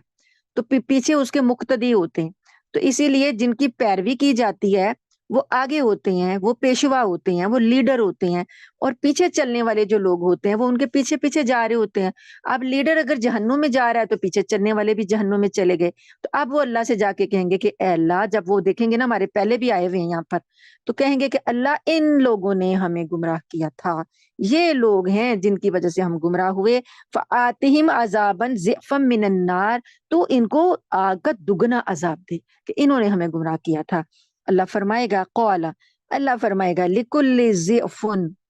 ہر ایک کے لیے دگنا ہے، ولکن لا تعلمون، لیکن تم جانتے نہیں ہو، تمہیں ابھی علم نہیں ہے، تم یہاں رہو گے تمہیں پتہ چلے گا ہر ایک کے لیے دگنا ہے۔ وقالت اولاہم لاخراہم فما کان لکم علینا من فضل، اور جو پہلے آنے والے ہوں گے، جب بعد والوں کو دیکھیں گے نا کہ بعد والے تو ان کو بلیم دے رہے ہیں، تو پہلے آنے والے کہیں گے اپنے بعد میں آنے والوں سے کہیں گے، فما کان لکم علینا من فضل، تو تمہیں ہم پر کوئی فوقیت تو حاصل نہ ہوئی، تم بھی ہمارے جیسے ہی ہوئے نا، تم ہم سے کوئی فوقیت تو نہیں رکھتے کہ تم کوئی اچھے کام کر لیتے تو ہم سے نہ ملتے آ کر. فذوقوا العذاب بما کنتم تکسبون, تم جو ہمارے پیچھے چلے تو تم میں کوئی فوقیت تو تم نے لی نہیں ہے, تو اب جو کچھ تم اپنا کما کر آئی ہو تم اس کے عذاب کا مزہ چکھو, ہمیں بلیم نہ دو. ان الذین کذبوا بآیاتنا واستکبروا عنہا, بے شک وہ لوگ جنہوں نے جھٹلایا ہماری آیتوں کو اور تکبر کیا اس سے, لا تفتح لهم ابواب السماء, ان کے لیے آسمانوں کے دروازے نہیں کھولے جائیں گے, ولا يدخلون الجنت, اور وہ جنت میں کبھی داخل نہیں ہوں گے, حتی یہاں تک کہ یلج الجمل, اونٹ داخل ہو جائے, فی سم الخیاط, سوئی کے ناکے میں. یعنی جیسے سوئی کے ناکے میں اونٹ کا داخل ہونا ناممکن ہے, ایسے ہی جہنمیوں کا جنت میں جانا ناممکن ہے. وَكَذَلِكَ نَجْزِي الْمُجْرِمِينَ, اور اسی طرح ہم بدلہ دیتے ہیں مجرموں کو, جرم کرنے والوں کے یہی بدلے ہیں. لَهُم مِّن جَهَنَّمَ مِهَادٌ, ان کے لیے جہنم ان کا بچھونا ہے. من فوقہم غواش, اور اوپر اوڑھنا بھی وہی ہے. یہ جہنم کے اندر نیچے بھی آگ ہے اوپر بھی آگ ہے, جیسے ایک بستر ہوتا ہے نیچے بھی بچھایا جاتا ہے تو اوپر بھی اوڑھا جاتا ہے, تو اوڑھنا بچھونا آگ ہی آگ ہے. تو یہ وہاں پر ایسی کناتیں ہوں گی جو کہ لپیٹ دی جائیں گی, آگ کی کناتیں ہوں گی. جیسے کنات میں کسی کو لپیٹ دیا جائے تو آگ کی کناتوں میں ان کو لپیٹ دیا جائے گا, تو ایسا ہوگا کہ اوڑھنا بچھونا دونوں طرف آگ ہی آگ ہوگی. وَكَذَلِكَ نَجْزِي الظَّالِمِينَ, اور اسی طرح ہم جزا دیتے ہیں ظالموں کو. اللہم اجرنا من النار, اللہم لا تجعلنا منہم, اللہم اجرنا من النار, آمین. والذین آمنوا, دوسری طرف دوسرے لوگ, دوسرا گروہ, والذین آمنوا, اور وہ لوگ جو ایمان لائے. اب یہ جہنمیوں کا حال ہے, اب اللہ تعالیٰ جنتیوں کے بارے میں بتائیں گے. یہ قرآن پاک کا ایک بڑا منفرد اسلوب ہے کہ قرآن پاک متضاد چیزوں سے بات کو سمجھاتا ہے. اگر اندھیرے کا ذکر کرتا ہے تو ساتھ میں روشنی کا بھی کرتا ہے, ہدایت کا ذکر کرتا ہے تو گمراہی کا بھی کرتا ہے, تاکہ بات کو سمجھ آ جائے, کیونکہ یہ سمجھانے کا ایک انداز ہے. اگر کسی کو پتہ ہی نہیں ہے کہ اندھیرا کیا ہے تو اسے روشنی کا سے بتایا جائے گا کہ جو روشنی کا اپوزٹ ہوگا وہ اندھیرا ہے. اگر کسی کو پتہ ہی نہیں ہے کہ جنت کیا ہے تو پہلے اسے جہنم بتائی گئی کہ یہ جہنم ہے, اب جنت کے بارے میں سنو. والذین آمنوا وعملوا الصالحات, وہ لوگ جو ایمان لائے اور جنہوں نے نیک اعمال کیے. لا نکلف نفسا, نہیں ہم تکلیف دیتے کسی جان کو, الا وسعها, مگر اس کی وسعت کے مطابق. اولئک اصحاب الجنہ, یہ لوگ جنت والے ہیں. ہم فیہا خالدون, وہ اس میں ہمیشہ رہیں گے. یہ آیت نمبر 42 ہے سورہ اعراف کی. اب نیک عمل کے ساتھ ساتھ اللہ تعالیٰ نے, دیکھیں ابھی اللہ نے کہا نا ایمان لائے اور نیک اعمال کیے, تو اس کے بعد یہ آنا چاہیے تھا نا کہ اولئک صحاب الجنہ, یہ جنت والے ہیں. لیکن درمیان میں اللہ پاک نے یہ ایک چھوٹا سا جملہ لکھا, لا نکلف نفسا الا وسعها, کہ ہم کسی جان کو اس کی وسعت سے زیادہ, اس کی طاقت سے زیادہ تکلیف نہیں دیتے. تو اس کا یہ اس وجہ سے اشارہ ہے کہ اللہ تعالیٰ نے اگر انسان نیک اعمال کر رہا ہے اور اس نیک اعمال کے دوران ایمان والا بھی وہ ہے, اس سے کوئی بھول چوک ہو جائے, کوئی غلطی کوئی لغزش ہو جائے گی, تو اللہ پاک فرماتے ہیں کہ اس کی طاقت کے سے زیادہ ہم اس کو تکلیف نہیں دیتے, یعنی وہ بھول چوک کو اللہ پاک معاف کر دیں گے. اولئک اصحاب الجنہ, یہ جنت والے لوگ ہیں. ہم فیہا خالدون, اور اس میں یہ ہمیشہ رہیں گے. اب جب یہ جنت میں جائیں گے تو اللہ تعالیٰ ان کی کیفیت کیا ہوگی وہ بتا رہے ہیں. وَنَزَعْنَا مَا فِي صُدُورِهِم مِّن غِلٍّ, اور ہم کھینچ لیں گے, نکال دیں گے, کھینچ لیں گے. ایک چیز ہوتی ہے باہر نکالنے کے لیے, آپ کسی چیز کو فرض کریں آپ نے کوئی چیز ہے جس میں سے کوئی چیز کھینچ کر نکالنی ہے, ہوتا ہے نا جیسے کنویں سے پانی نکالنا ہے تو ڈول ڈال کے کھینچ کر نکالا جاتا ہے, یا آپ نے کوئی کسی بیگ میں سے کوئی لمبی کوئی چیز ہے اس میں سے کھینچ کر باہر کوئی چیز نکالنی ہے, تو ایسی چیزیں کو نزعنا کہتے ہیں کہ مطلب کھینچ کر نکالنا باہر. تو اللہ پاک فرماتے ہیں کہ ہم باہر نکال دیں گے ما فی صدورہم, جو ان کے سینوں میں ہے, من غل, کوئی بھی رنجش, اب جنتی جنت میں جانے سے پہلے اگر کسی کے دل میں کوئی رنجش ہوگی آپس میں ایک دوسرے سے، تو اللہ تعالیٰ ان جنتیوں کے دلوں کو صاف کریں گے، پہلے رنجشیں نکال دیں گے ان کے دلوں کے اندر۔ کوئی بھی قدورت دنیا میں اگر کسی سے رنجش رہی، دونوں مومن ہیں، دونوں جنتی ہیں، اہل جنت میں سے ہیں، لیکن جن کے دلوں میں کوئی رنجش رہی ہوگی نا اپنے بھائی سے، وہ اللہ پاک جنت میں جانے سے پہلے نکالیں گے، اس سے پہلے وہ جنت میں نہیں جا سکیں گے۔ اس لیے اپنے دلوں کو صاف کر کے سویا کریں، کیونکہ نبی کریم صلی اللہ علیہ وآلہ وسلم کا فرمان ہے کہ جو شخص اپنے دل کو رات کو سونے سے پہلے صاف کر لے، سب کی طرف سے، کوئی دن میں 100 کام ہو جاتے ہیں، 100 باتیں ہو جاتی ہیں، کسی سے رنجش، گلا شکوا کچھ بھی ہو سکتا ہے، تو اب وہ رات کو سونے سے پہلے اس کو لے کر نہ سوئے، بلکہ نکال کے اپنا دل صاف کر کے ایک اللہ تعالیٰ سے کہے کہ اللہ پاک میں نے اس کی طرف سے اپنا دل کو صاف کر لیا، تو وہ سوئے۔ کیسے پتا چلا اس بات کا؟ کہ نبی کریم صلی اللہ علیہ وآلہ وسلم کی مجلس میں صحابہ بیٹھے ہوئے تھے، تو کچھ لوگ بیٹھے تھے اور اسی طرح باتیں ہو رہی تھی جنت کی، تو ہر صحابی جو ہے ظاہر ہے وہ ہم لوگ تو اتنی پرواہ نہیں کرتے، لیکن نبی کریم صلی اللہ علیہ وسلم کے صحابہ تو مشتاق تھے، اشتیاق رکھتے تھے کہ ہمیں یہ چیزیں مل جائیں۔ تو ایک صحابی آ رہے تھے، نبی کریم صلی اللہ علیہ وسلم نے فرمایا کہ اگر کسی نے کسی جنتی کو دیکھنا ہے تو اس کو دیکھ لیں۔ وہ صحابی کا نام اب میرے ذہن سے نکل گیا، تو وہ آ رہے تھے، تو ان نبی کریم صلی اللہ علیہ وسلم نے کہہ دیا، اشارہ کر دیا۔ ان لوگوں کو بڑا تعجب ہوا کہ اللہ کے رسول نے اس کو جنتی کہا ہے، یہ ایسا کون سا عمل کرتے ہیں کہ اللہ نے ان کو جنت کی بشارت دے دی ہے۔ تو ایک دوسرے صحابی جو تھے، وہ جو آ رہے تھے وہ تو نوجوان سے تھے، دوسرے کوئی بزرگ تھے،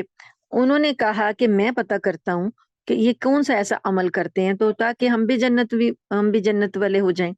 وہ ان کے پیچھے لگ گئے اور ان سے کہنے لگے کہ آج رات آپ مجھے اپنے گھر مہمان رکھ سکتے ہیں؟ انہوں نے کہا ہاں رکھ سکتے ہیں، موسٹ ویلکم، چلیے۔ تو وہ ان کے گھر چلے گئے۔ اب جب گھر چلے گئے تو اب غور غور سے دیکھ رہے ہیں،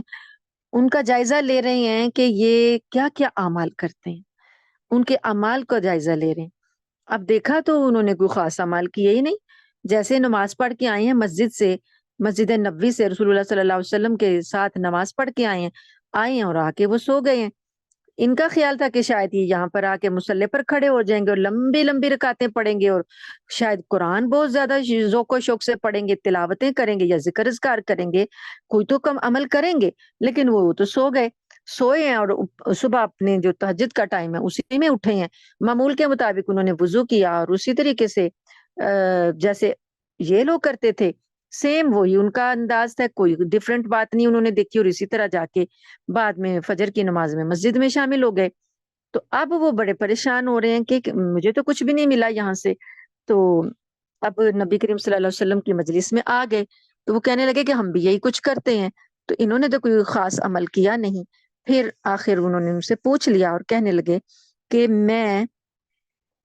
آپ کو کے اعمال کو دیکھنے کے لیے آپ کے ساتھ لگا تھا، لیکن مجھے تو آپ کے اعمال میں کوئی بھی خاص بات نظر نہیں آئی، جو اعمال آپ کرتے ہیں ہم بھی وہی اعمال کرتے ہیں۔ تو اللہ کے رسول صلی اللہ علیہ وآلہ وسلم نے آپ کے لیے کہا ہے کہ آپ جنتی ہیں، اہل جنت میں سے ہیں، تو آخر اس کی کیا وجہ ہے؟ وہ صحابی بھی کہنے لگے کہ مجھے تو کچھ پتا نہیں، میں تو نہیں جانتا، میں تو ایسے ہی اعمال کرتا ہوں جیسے آپ کرتے ہیں۔ پھر انہوں نے تھوڑا سا سوچا اور کہنے لگے کہ ہاں ایک عمل ایسا ہے جو میں روزانہ کرتا ہوں، وہ یہ کہ میں رات کو سونے سے پہلے بستر پر لیٹ کر سونے سے پہلے میں اپنے دل سے سارے لوگوں کو معاف کر دیتا ہوں اور اپنے دل کو صاف کر لیتا ہوں سب کی طرف سے، کسی کا گلا شکوہ میں دل میں نہیں رکھتا، سب کو معاف کر دیتا ہوں اور اپنے دل کو صاف کر لیتا ہوں۔ بس یہی ایک عمل ہے جو دل سے کرتے ہیں، وہ تو دوسروں کو تو نہیں نظر آتا، تو بس کہتے ہیں یہی ایک میں عمل کرتا ہوں ڈیفرنٹ، اور تو کوئی بات نہیں۔ تو یہ وہ بات ہے کہ جب دل صاف نہیں ہوں گے تو اہل جنت بھی جنت میں نہیں جا سکیں گے۔ اللہ پاک فرماتے ہیں کہ ہم ان کے دلوں سے رنجشیں نکال باہر کریں گے، وہ جنت جو ہے وہ تجری من تحتہم الانہار، اس کے نیچے تو نہریں بہتی ہیں، وقالوا الحمد للہ الذی ہدانا لہذا، جب جنتی جنت میں چلے جائیں گے تو سارے کے سارے وہاں پر جا کے اللہ کی حمد بیان کریں گے اور کہیں گے کہ اللہ کی تعریف ہے ساری کی ساری جس نے ہمیں اس چیز کی ہدایت دے دی تھی۔ آج ہم جو بیٹھے ہیں یہاں پر قرآن پڑھ رہے ہیں، اللہ نے ہمیں ہدایت دے دی، ہمیں اللہ تعالیٰ نے قرآن سے جوڑ دیا، اللہ تعالیٰ نے اپنے نبی صلی اللہ علیہ وآلہ وسلم کا امتی ہمیں بنا دیا، تو کیا کبھی ہم اس کا شکر ادا کرتے ہیں؟ یہ اللہ کا کرم، اللہ کا شکر، اللہ کا فضل ہے کہ بن مانگے اللہ نے ہمیں دیا ہے۔ ہم نے تمنا نہیں کی تھی کہ اللہ تعالیٰ تو ہمیں مسلمان بنانا، ہم نے کوشش نہیں کی کہ اے اللہ تو ہمیں، ہم خدا نہ خواستہ پہلے کافر تھے تو ہم کوشش کر کے ہم نے ہدایت ڈھونڈی اور ہمیں ہدایت ملی ہو، بن مانگے اللہ نے ہماری جھولی میں ڈال دی ہدایت، قرآن، امت مسلمہ کا فرد بنا دیا۔ نبی کریم صلی اللہ علیہ وسلم اپنے سب سے سردار الانبیاء، خاتم النبیین، ساروں کو اللہ پاک نے جن کی امت میں آنے کی خواہش نبیوں نے کی تھی، ہر نبی کو جب پتا چلتا تھا کہ نبی کریم صلی اللہ علیہ وسلم کا یہ مقام ہے، ہر نبی نے خواہش کی کہ یا اللہ ہمیں ان کا امتی بنانا، لیکن یہ دعا صرف حضرت عیسیٰ علیہ السلام کے حق میں قبول ہوئی۔ تو اللہ نے ہمیں بن مانگے نبی کریم صلی اللہ علیہ وسلم کا امتی بنا دیا، تو ہم کتنا شکر ادا کرتے ہیں۔ جنت جا کر جنت میں اللہ کا شکر ادا کریں گے اور کہیں گے کہ اے اللہ ساری تعریف تیرے لیے ہے کہ تو نے ہمیں اس بات کی ہدایت دی، وما كنا لنهتدي لولا ان هدانا اللہ، اگر تو ہم کو ہدایت نہ دیتا تو ہم کبھی بھی ہدایت نہ پا سکتے تھے۔ بالکل صحیح بات ہے کہ اگر اللہ ہمیں ہدایت نہ دیتا تو ہم کیسے ہدایت پا سکتے ہیں۔ لقد جاءت رسل ربنا بالحق، تحقیق ہمارے پاس ہمارے رب کے رسول حق لے کر آئے تھے، وَنُودُوا، اللہ تعالیٰ انہیں پکارے گا، آواز دی جائے گی ان کو، ان تلکم الجنت، یہ ہے جنت تمہاری، اورثتموہا، تمہیں اس کا وارث بنا دیا گیا ہے، بما کنتم تعملون، جو کچھ تم اچھے عمل کر کے آئے ہو، یعنی جنت ورثے میں اللہ تعالیٰ دے دیں گے۔ ورثہ کیا ہوتا ہے؟ بغیر محنت کے ہی مل جاتا ہے، باپ کی جائیداد ہوتی ہے اولاد کو مل جاتی ہے، اولاد نے کوئی محنت تو تھوڑی کی ہوتی ہے اس کو حاصل کرنے کے لیے، محنت تو باپ کی ہوتی ہے، وہ ورثے میں مفت میں مل جاتی ہے، اور پھر وہ وراثت جو اس کی ہوتی ہے وہ اس کا مالک ہوتا ہے۔ تو اللہ تعالیٰ یہ جنت ورثے میں وارث بنا دے گا کہ کوئی تم سے تمہارا حق اب چھین نہیں سکے گا، یہ تمہارا ہے۔ وَنَادَى أَصْحَابُ الْجَنَّةِ أَصْحَابَ النَّارِ، اور پھر کیا ہوگا کہ جنت کے لوگ دوزخ والوں کو پکار کے کہیں گے، ان قد وجدنا ما وعدنا ربنا، کہ ہم نے تو اپنے رب کا وعدہ پا لیا، حقا سچ، جو رب نے ہم سے وعدے دنیا میں کیے تھے وہ ہم نے سارے سچے پا لیے۔ فَهَلْ وَجَدْتُم مَّا وَعَدَ رَبُّكُمْ حَقًّا، کیا تم نے بھی اپنے رب کے سچے وعدے یہاں پا لیے؟ جو رب تم سے وعدے کرتا تھا کہ جہنم ہوگی، آگ ہوگی، کیا تم نے اس کو سچ پا لیا؟ قالوا نعم، جہنمی کہیں گے کہ ہاں، جو اللہ نے وہاں وعدے کیے تھے وہ سچے تھے۔ فَأَذَّنَ مُعَذِّنٌ بَيْنَهُمْ، تو ایک پکارنے والا پکار لگائے گا ان کے درمیان، اللعنۃ اللہ علی الظالمین، ظالموں پر اللہ کی لعنت ہو کہ انہوں نے وہاں دنیا میں اللہ کے وعدوں کو سچ نہیں جانا اور جہنم کے مستحق ہوئے تو ظلم کیا، اب ان پر صرف لعنت ہی پڑے گی۔ الذین یصدون عن سبیل اللہ ویبغونہا عوجا، یہ لوگ کیا کرتے تھے، ان کا جرم بھی بتایا گیا، کیا جرم کرتے تھے جو ان پر لعنت ڈالی جا رہی ہے، یہ لوگ اللہ کے راستے سے روکتے تھے، ویبغونہا عوجا، اور اس میں سے ٹیڑھ نکالنا چاہتے تھے، اللہ کے سیدھے سیدھے راستے کو یہ ٹیڑھ نکالتے ہیں کہ صراط مستقیم سے لوگوں کو ہٹانے کے لیے طرح طرح کی جو دلیلیں اور بال کی کھال اتارنا اور الجھانا اور بحثیں اور جھگڑے کر کر کے ٹیڑھ نکالتے ہیں۔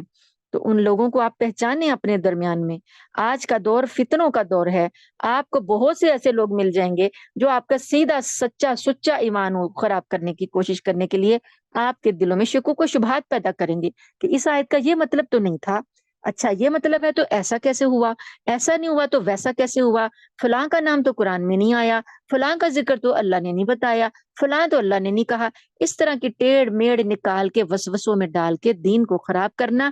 ایمان کو خراب کرنا، ایسے ظالموں پر اللہ کی لعنت ہے کہ جو اللہ کے راستے سے لوگوں کو روکتے ہیں، ٹیڑے ٹیڑے راستے نکالتے ہیں۔ وہم بالآخرۃ کافرون،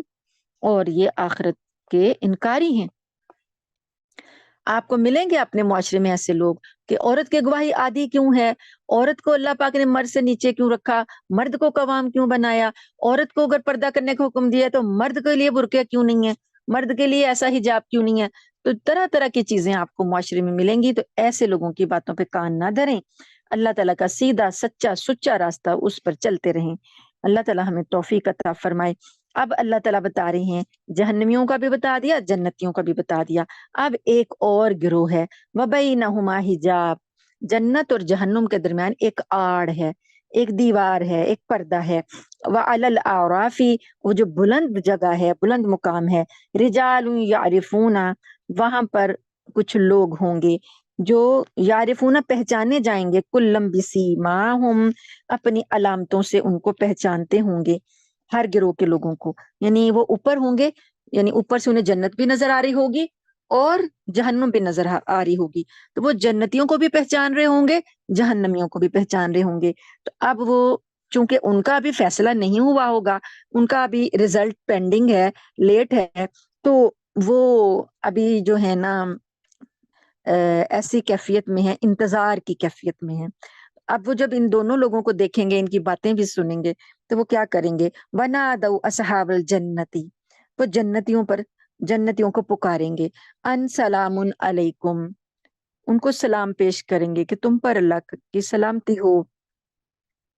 لم يدخلوها، اللہ فرماتے ہیں کہ ابھی وہ اس میں داخل نہیں ہوئے ہوں گے، وہم یطعمون، اور وہ اس کی طمع رکھتے ہوں گے، لالچ رکھتے ہوں گے کہ اللہ تعالیٰ ہمیں بھی جنت میں داخل کر دے۔ وَإِذَا صُرِفَتْ أَبْصَارُهُمْ، اور جب اپنی آنکھیں پھیریں گے دوسری طرف، تلقاء اصحاب الناری، آگ والوں کی طرف جب ان کی آنکھیں پھریں گی، قالوا، کہیں گے، ربنا لا تجعلنا مع القوم الظالمین، اے اللہ تو ہمیں ظالم قوم کے ساتھ شامل نہ کرنا۔ یہی دعا ہم آج کرتے ہیں، ربنا لا تجعلنا مع القوم الظالمین، اے اللہ ہمیں بھی تو ظالم قوم کے ساتھ شامل نہ کرنا۔ وآمین۔ ونادى اصحاب الاعراف، پھر کیا کریں گے کہ اصحاب اعراف جو ہیں، اعراف والے پکاریں گے، رجال یعرفونہم بسیماہم، ان لوگوں کو آواز دیں گے جن کو وہ ان کی نشانیوں سے پہچانتے ہوں گے۔ قالو، کہیں گے، یعنی پہلے تو انہوں نے ان کو جنتیوں پر سلام بھیجا ہے، اور پھر اللہ سے دوسری طرف جب دیکھا، جہنمیوں کو دیکھا، تو اللہ سے پناہ مانگی ہے، اللہ سے کہا کہ ہمیں ان میں شامل نہ کرنا۔ پھر ان لوگوں کو، جہنمیوں کو، جن کو یہ پہچانتے ہوں گے نا، ہوتی ہے نا دنیا میں کچھ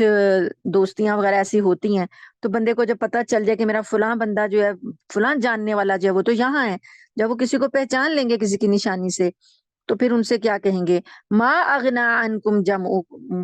کہ تمہارا جو جمع پونجی تھی تمہارے کچھ کام نہ آئی، وما کنتم تستکبرون، اور جن کو تم بڑا سمجھتے تھے وہ بھی تمہارے کام نہیں آئے۔ اہؤلاء الذین اقسمتم لا ینالہم اللہ برحمہ،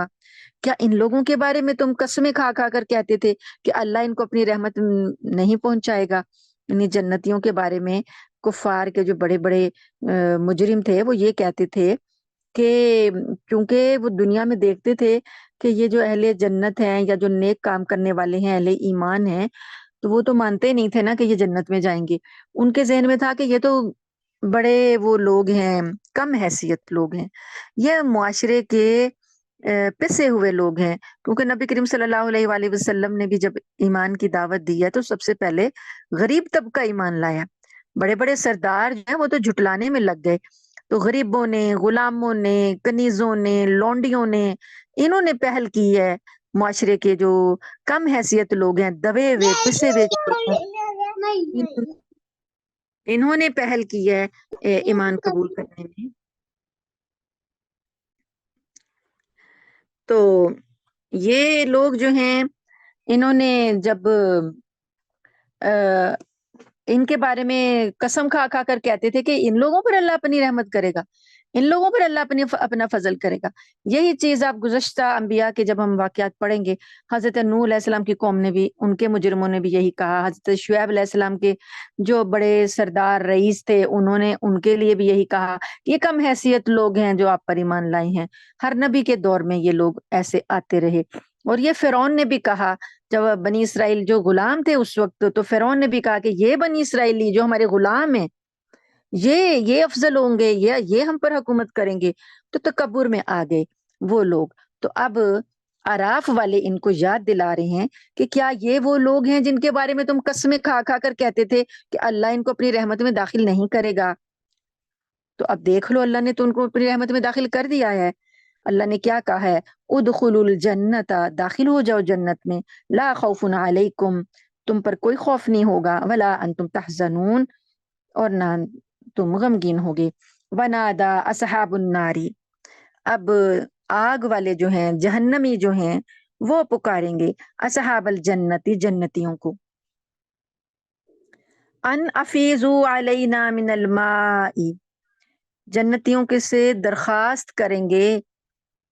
جہنمی کہ ہم پر تھوڑا سا پانی ڈال دو، او مما رزقکم اللہ، یا جو اللہ نے تمہیں رزق دیا ہے، کھانا پینا دیا ہے، اس میں سے کچھ کھانا ہی ہمیں دے دو۔ قالو، وہ جنتی کہیں گے، ان اللہ حرمہما، بے شک اللہ نے یہ جنت کی چیزیں تم پر حرام کر دی، علی الکافرین، کافروں پر جنت کی چیزیں ساری حرام ہیں۔ اتنی ان کی بے بسی ہوگی کہ وہ کہیں گے کہ ایک گھونٹ پانی ہی ہمیں دے دو، کوئی کھانا ہی ہمیں دے دو، یہاں تو سوائے آگ کے عذاب کے کچھ بھی نہیں ہے۔ تو جنتی کہہ دیں گے کہ کافروں پر تو یہ ساری چیزیں اللہ نے حرام کر دی ہیں۔ الذین اتخذوا دینہم، یہ کافر جو تھے انہوں نے بنا لیا تھا اپنے دین کو لہوا و لعبا، کھیل اور تماشا، وغرتہم الحیات الدنیا، اور دنیا کی زندگی نے ان کو دھوکے میں ڈال دیا تھا۔ فالیوم ننساہم، آج کے دن ہم نے ان کو بھلا دیا، کما نسوا لقاء یومہم ھذا، جیسے یہ آج کی ملاقات کو بھولے ہوئے تھے، ہم نے بھی آج ان کو ایسا بھلا دیا۔ آج ہم دنیا میں مگن ہو کے اللہ کی ملاقات کو بھولے ہوئے ہیں، تو اللہ نے قیامت میں جو لوگ آج بھول گئے اللہ نے ان کو بھلا دینا ہے۔ اللہ کہیں گے کہ ہم نے بھی آج ان کو بھلا دیا۔ وما کانوا بآیاتنا یجحدون، اور جو یہ ہماری آیتوں کا کھلم کھلا انکار کرتے تھے، آج ہم نے ان کو بھلا دیا۔ آج ان کی کوئی بات نہیں سنی جائے گی، کوئی فریاد نہیں سنی جائے گی، اللہ تعالیٰ ان کی طرف دیکھے گا بھی نہیں کہ یہ کس حال میں پڑے ہوئے۔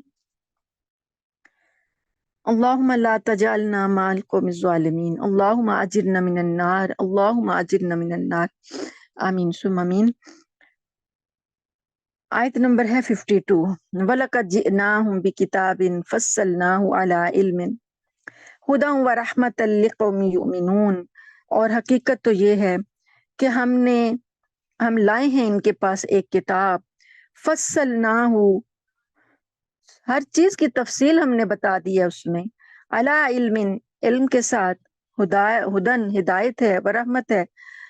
ایمان لانے والی قوم کے لیے اس میں ہر چیز ہے، علم کی بھی، ہدایت کی بھی، اور رحمت کی بھی۔ اب آپ دیکھیں کہ ہم لوگ تو یہ سمجھتے ہیں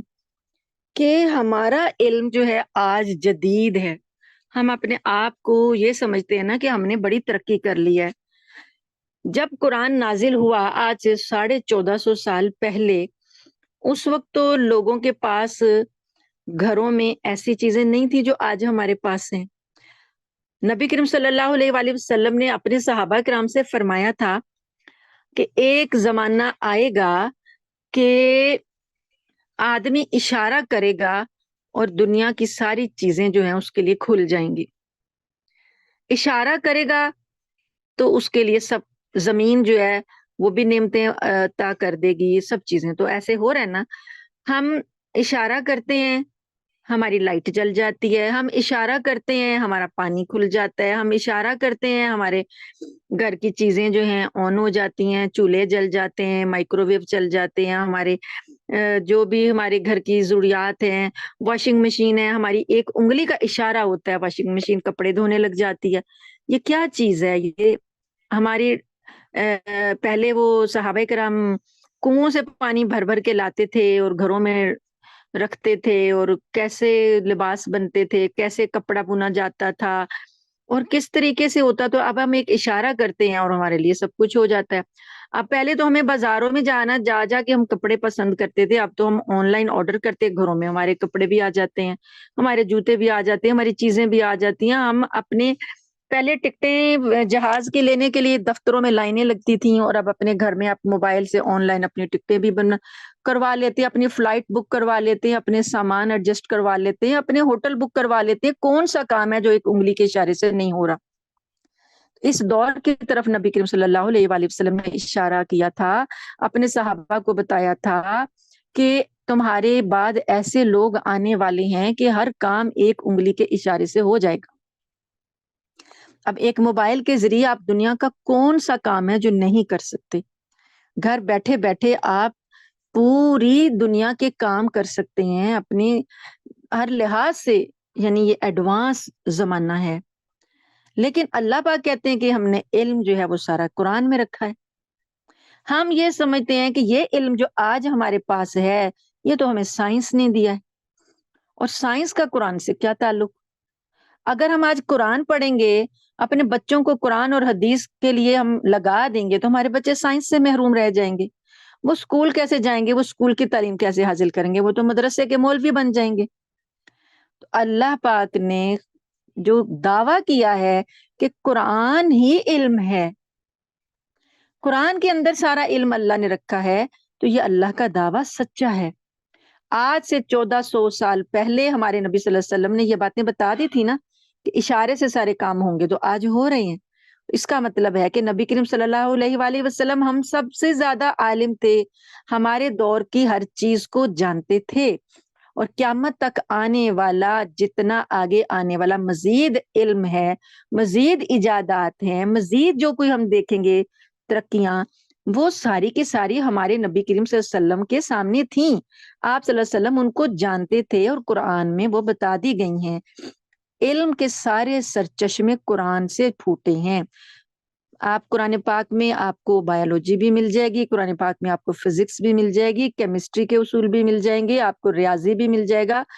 آپ کو الجبرا، جیومیٹریز، ہر چیز کا حساب کتاب، پہاڑوں کے، زمینوں کے، خزانوں کے اور سمندروں کے اندر جتنی مخلوقات ہیں ان کی ساری چیزوں کے اشارے قرآن پاک میں موجود ہیں. بارشوں کے نظام کو بہت بعد میں لوگوں نے بتایا کہ یہ جو نظام ہے واٹر سائیکل ہے، اور یہ اتنا عجیب نظام ہے کہ اس کو دیکھ کے انسان کی عقل دنگ رہ جاتی ہے کہ یہ واٹر سائیکل نے ساری کائنات کی زندگی کا سامان کیا ہو. یہ ہمیں کب پتا چلا؟ لیکن اللہ پاک نے قرآن میں آج سے 1400 سال پہلے بتا دیا تھا. ہم نے آج سمجھا ہے، علم قرآن میں موجود ہے. اللہ کا دعویٰ ہے کہ یہ قرآن علم کا سرچشمہ ہے، سارے علم اس کے اندر سے پھوٹتے ہیں. جیسے کہ ایک چشمہ ہے، اس سے آپ جتنی مرضی شاخیں نکال لیں. پہاڑ کے اندر سے جب چشمہ جاری ہو رہا ہوتا ہے تو اس کے اندر سے جتنے مرضی راستے بنا لیں، تو وہ راستے ہیں، مختلف اقسام کے علم ہیں جو اب ہم نے پھیلا لیے ہیں. تو لیکن سرچشمہ جو ہے، بنیاد جو ہے وہ قرآن ہی ہے. اور اس سے پہلے جو دوسری کتابیں تھیں وہ بھی علم، اللہ پاک نے ان کو کہا ہے نا کہ وہ ہدن و نور و علم. اللہ نے تورات کو بھی کہا ہے، زبور کو بھی کہا ہے، انجیل کو بھی کہا ہے. تو آپ دیکھیں کہ اس زمانے کے جو انبیاء کرام ہیں، نبی کریم صلی اللہ علیہ وسلم سے پہلے کے جو انبیاء کرام کو جو معجزات دے دیے گئے، حضرت سلیمان علیہ السلام کو اللہ پاک نے جو جن ان کے ماتحت کیے تھے، وہ سمندر کی تہوں سے ان کے لیے غوطہ لگاتے تھے، اور ان کی تہوں سے وہ چیزیں نکال کے لے آتے تھے جو آج ہم سمجھتے ہیں کہ ہم نکال رہے ہیں. اور حضرت سلیمان علیہ السلام کا جو تخت ہوا میں، فضا میں لے کے ہوا اڑتی تھی، آج ہم سمجھتے ہیں کہ ہم جہاز میں بیٹھے ہیں تو آج ہم ہوا میں سفر کر رہے ہیں. یہ تو اللہ تعالیٰ نے نبیوں کے ذریعے ہر وہ چیز پہلے کر کے دکھا دی ہے، دنیا آج کر رہی ہے، اور ہم سمجھ رہے ہیں کہ ہم آج چاند پر پہنچے ہیں. نبی کریم صلی اللہ علیہ وسلم نے تو چاند کے 2 ٹکڑے کر کے دکھا دیے تھے. تو یہ علم جو ہے، یہ آج جو ہمیں مل رہا ہے، آپ یہ نہ سمجھیں کہ ہم اس سے آگے آ گئے ہیں اللہ سے یا اللہ کے رسول سے، نہیں، اللہ اور اس کا رسول ہمیشہ سے، اللہ کا کلام، اللہ کی کتابیں ہمیشہ سے آگے رہی ہیں، دنیا ان سے بہت پیچھے ہے۔ دنیا آج 1450 سال کے بعد یہاں پہنچی ہے جہاں پر اللہ کے نبیوں کے معجزے جو ہیں وہ کب سے چلے ہو چکے ہیں۔ اس لیے آپ اس کو قرآن پاک کی تعلیم کو ہلکا نہ لیں، اور یہ نہ سمجھیں کہ اس کو پڑھنے کے بعد ہم پسماندہ ہو جائیں گے، نہیں، اس کو پڑھنے کے بعد ہی تو ہم ترقی کریں گے۔ تو یہ چیز ہے، اللہ پاک فرماتے ہیں کہ ہم نے کتاب میں ہر چیز کی تفصیل بتا دی ہے۔ اب چونکہ ہمیں ذرا جلدی جلدی آگے جانا ہے، تو ورنہ اتنی مثالیں ہیں اس ایک آیت کی تشریح میں، اتنی مثالیں دی جا سکتی ہیں گزشتہ انبیاء کے زمانوں سے دی جا سکتی ہیں کہ جو اس وقت کے زمانوں کے لوگوں نے کام کر دیے وہ آج ہم نہیں ابھی تک کر پائے۔ تو اس لیے یہ ہم اپنے آپ کو یہ نہ سمجھے کہ ہم چاند پر چلے گئے، یہ چلے گئے، ہماری اوقات اتنی ہی ہے جتنی کہ اللہ تعالیٰ نے جتنی ہم اللہ کی فرمانبرداری کر لیں گے، جتنا ہم اللہ کا علم حاصل کر لیں گے، جتنی اللہ کی فرمانبرداری کر لیں گے، اتنی ہی ہماری اوقات ہوگی۔ اللہ کی نافرمانی کر کے ہماری اوقات بڑھے گی نہیں، گھٹے گی۔ اللہ تعالیٰ فرماتے ہیں کہ ہم نے تو اس کے تفصیل بتائی، آیت نمبر 53 دیکھیے، اللہ تعالیٰ فرماتے ہیں کہ ہم نے تو قرآن پاک میں ساری تفصیلیں بتا دی، تو حل ینظرون الا تعویلہ، تو یہ لوگ کیا کرتے ہیں، کافر جو ہیں وہ کس تعویل کا انتظار کر رہے ہیں، یوم یأتی تعویلہ، اللہ نے تو ساری تفصیل بتا دی، ایمان لانے کی بجائے یہ چاہتے ہیں کہ تعویل آئے۔ تو جس دن تعویل آ گئی، جس دن کو یہ نشانی جو مانگ رہے ہیں، کس بات کا انتظار ہے، جس دن وہ آ گئی، یقول الذین نسوہ، تو وہ لوگ جو کہیں گے جنہوں نے اسے بھلا دیا تھا، یعنی اس دن کو بھلا دیا تھا، من قبل، اس سے پہلے، قد جاءت رسول ربنا بالحق، تو اس وقت تو ان کا ایمان قابل قبول نہیں ہوگا، کہیں گے کہ ہمارے پاس تو رسول آئے تھے حق لے کر، فہل لنا من شفعاء، کیا ہمارے لیے کچھ سفارشی ہیں، فیشفعوا لنا، کہ وہ ہماری سفارش کر دیں، او نردو، یا ہمیں لوٹا دیا جائے، فنعمل غیر الذی کنا نعمل، تو ہم وہ عمال کریں جو ہم نے پہلے نہیں کیے تھے، یعنی ہمیں اللہ دوبارہ دنیا میں بھیج دے تو ہم اچھے عمال کر کے آ جائیں۔ قد خسروا انفسهم، تحقیق انہوں نے گھاٹا دیا اپنی جانوں کو، خسارہ دیا، وضل عنہم، اور کھو گئے ان سے، ما کانوا یفترون، جو کچھ یہ افطرا باندھتے تھے۔ ان ربکم اللہ الذی خلق السماوات والارض، بے شک رب تمہارا اللہ ہے۔ اللہ کون ہے؟ الذی، وہ ذات، خلق السماوات والارض، جس نے آسمانوں اور زمین کو پیدا کیا، فی ستۃ ایام، 6 دن میں، ثم استوی علی العرش، پھر وہ عرش پر متمکن ہوا، یغشی اللیل النہار، جو کہ چادر اڑا دیتا ہے دن کو رات کی، یطلبہ حسیسا، اور جو اس کے پیچھے تیزی رفتار سے چلتی ہوئی آ جاتی ہے، یعنی رات جو ہوتی ہے وہ تیزی سے آ کے دن کو دبوچ لیتی ہے۔ تو اللہ پاک فرماتے ہیں کہ اللہ تعالیٰ دن کے اوپر رات کی چادر اڑا دیتا ہے، وہ آ کے دن کو تیزی سے دبوچ لیتی ہے، رات چھا جاتی ہے۔ والشمس والقمر، اور سورج اور چاند، والنجوم مسخرات بامری، اور ستارے اللہ کے حکم سے مسخر ہیں۔ یہ کیا ہے؟ یہ ساری فزکس، ساری کیمسٹری، ساری جو علم ہے بایو کا، سارا اللہ تعالیٰ یہاں بتا رہے ہیں۔ یہ ایک آیت کو لے لیں اور آپ کی ساری سائنس ایک طرف، آج کے دور کی ساری سائنس ایک طرف، ایک یہ آیت ایک طرف، اسی کی تشریح کرنے بیٹھیں، سائنسدانوں کی ساری لائبریریاں ختم ہو جائیں گی، اس کی تشریح جو ہے مکمل نہیں ہوگی، کیونکہ اللہ کی اتنی مخلوقات ہیں جن کو ابھی تک سائنس دریافت ہی نہیں کر سکی ہے، زمین اور آسمان کی اتنی پوشیدہ چیزیں ہیں جن تک سائنس ابھی تک پہنچ ہی نہیں سکی ہے۔ اس ایک آیت کی تشریح کرتے جائیں تو آپ کی ساری سائنس ایک لائن میں کھڑی ہو جائے گی، اور آیت جو ہے وہ ابھی تک سلامت رہے گی، باقی رہے گی، اس کی ابھی مکمل نہیں ہوگی۔ اللہ تعالیٰ فرماتے ہیں کہ جو رب یہ کام کرنے والا، دن کو رات اور سورج چاند ستاروں کو چلانے والا، وہ رب، اسی کا حق ہے کہ الا لہ الخلق والامر، اسی نے ان کو تخلیق کیا، اب حکم بھی اسی کا چلے گا۔ पैदा उसने किया तुमको भी और इस सारी कायनात को भी, हुक्म भी उसी का चलेगा। तबारकल्लाहु रब्बुल आलमीन, बहुत बरकत वाला अल्लाह है जो तमाम जहानों का रब है। अल्लाह एक अलग नाम, अल्लाह का जाती नाम, रब अल्लाह का सिफाती नाम। तो अल्लाह फरमाते हैं कि ये जो कायनात मैंने बनाई, इसके अंदर जो मखलूकात बनाई, उन सब का रब अल्लाह है, और वो अल्लाह ही तुम्हारा रब है। उदऊ रब्बकुम, अपने रब को पुकारो, यानी रब का तारुफ करवा दिया ना, रब कौन है तुम्हारा, अब उसको तुम पुकारो। तजर्रु व खुफिया, आजी के साथ, चुपके चुपके। इन्नहु ला युहिब्बुल मुअतदीन, अल्लाह जो है वो हद से गुजरने वालों को पसंद नहीं करता। नहीं, अल्लाह को के साथ जो दुआ की जाए वो आजी के साथ और गिड़गिड़ा कर जो दुआ की जाए वो अल्लाह को पसंद आती है। अल्लाह ताला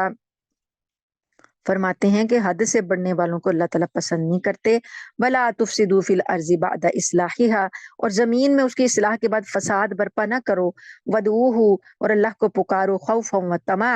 खौफ उसकी यानी इबादत ऐसी करो खौफ के साथ और लालच तमा के साथ। यानी खौफ इस बात का हो कि कहीं अल्लाह मुझसे नाराज ना हो जाए, मेरी ये इबादत को अल्लाह ताला रद्द ना कर दे, और लालच इस बात की हो कि ए अल्लाह, अल्लाह ताला मेरी इबादत को कबूल करेगा और अल्लाह ताला मुझे अपनी रहमत में दाखिल करेगा, और अल्लाह ताला जरूर मुझे अपने नेक बंदों में शामिल करेगा, ये लालच हो। तो नबी करीम सल्लल्लाहु अलैहि वसल्लम का फरमान मुबारक है कि ईमान जो है ना, बैन अल खौफी वर रजा, ईमान जो है खौफ और उम्मीद के दरमियान की कैफियत का नाम है। इसकी तशरीह हजरत उमर फारूक रजी अल्लाह तआला अन्हु ने इस तरह से की। आप फरमाते थे कि अगर अल्लाह की तरफ से ये ऐलान हो जाए कि सारी दुनिया के इंसान जन्नत में जाएंगे, सिर्फ एक आदमी जहन्नुम में जाएगा, तो मुझे ये खौफ होगा कि कहीं वो आदमी मैं ही ना हूं। और अगर अल्लाह की तरफ से ये ऐलान हो जाए कि सारी दुनिया के इंसान जो हैं वो जहन्नुम में जाएंगे, सिर्फ एक आदमी जन्नत में जाएगा, तो मुझे ये तमा होगी, लालच होगी, उम्मीद होगी कि कहीं कि शायद वो आदमी मैं ही हूं। तो ये है ईमान के, डरना भी है और उम्मीद भी रखनी है। तो ईमान इसकी दरमियानी कैफियत का नाम है। इन्ना रहमतुल्लाहि करीब मिनल मुहसिनीन, बेशक अल्लाह की रहमत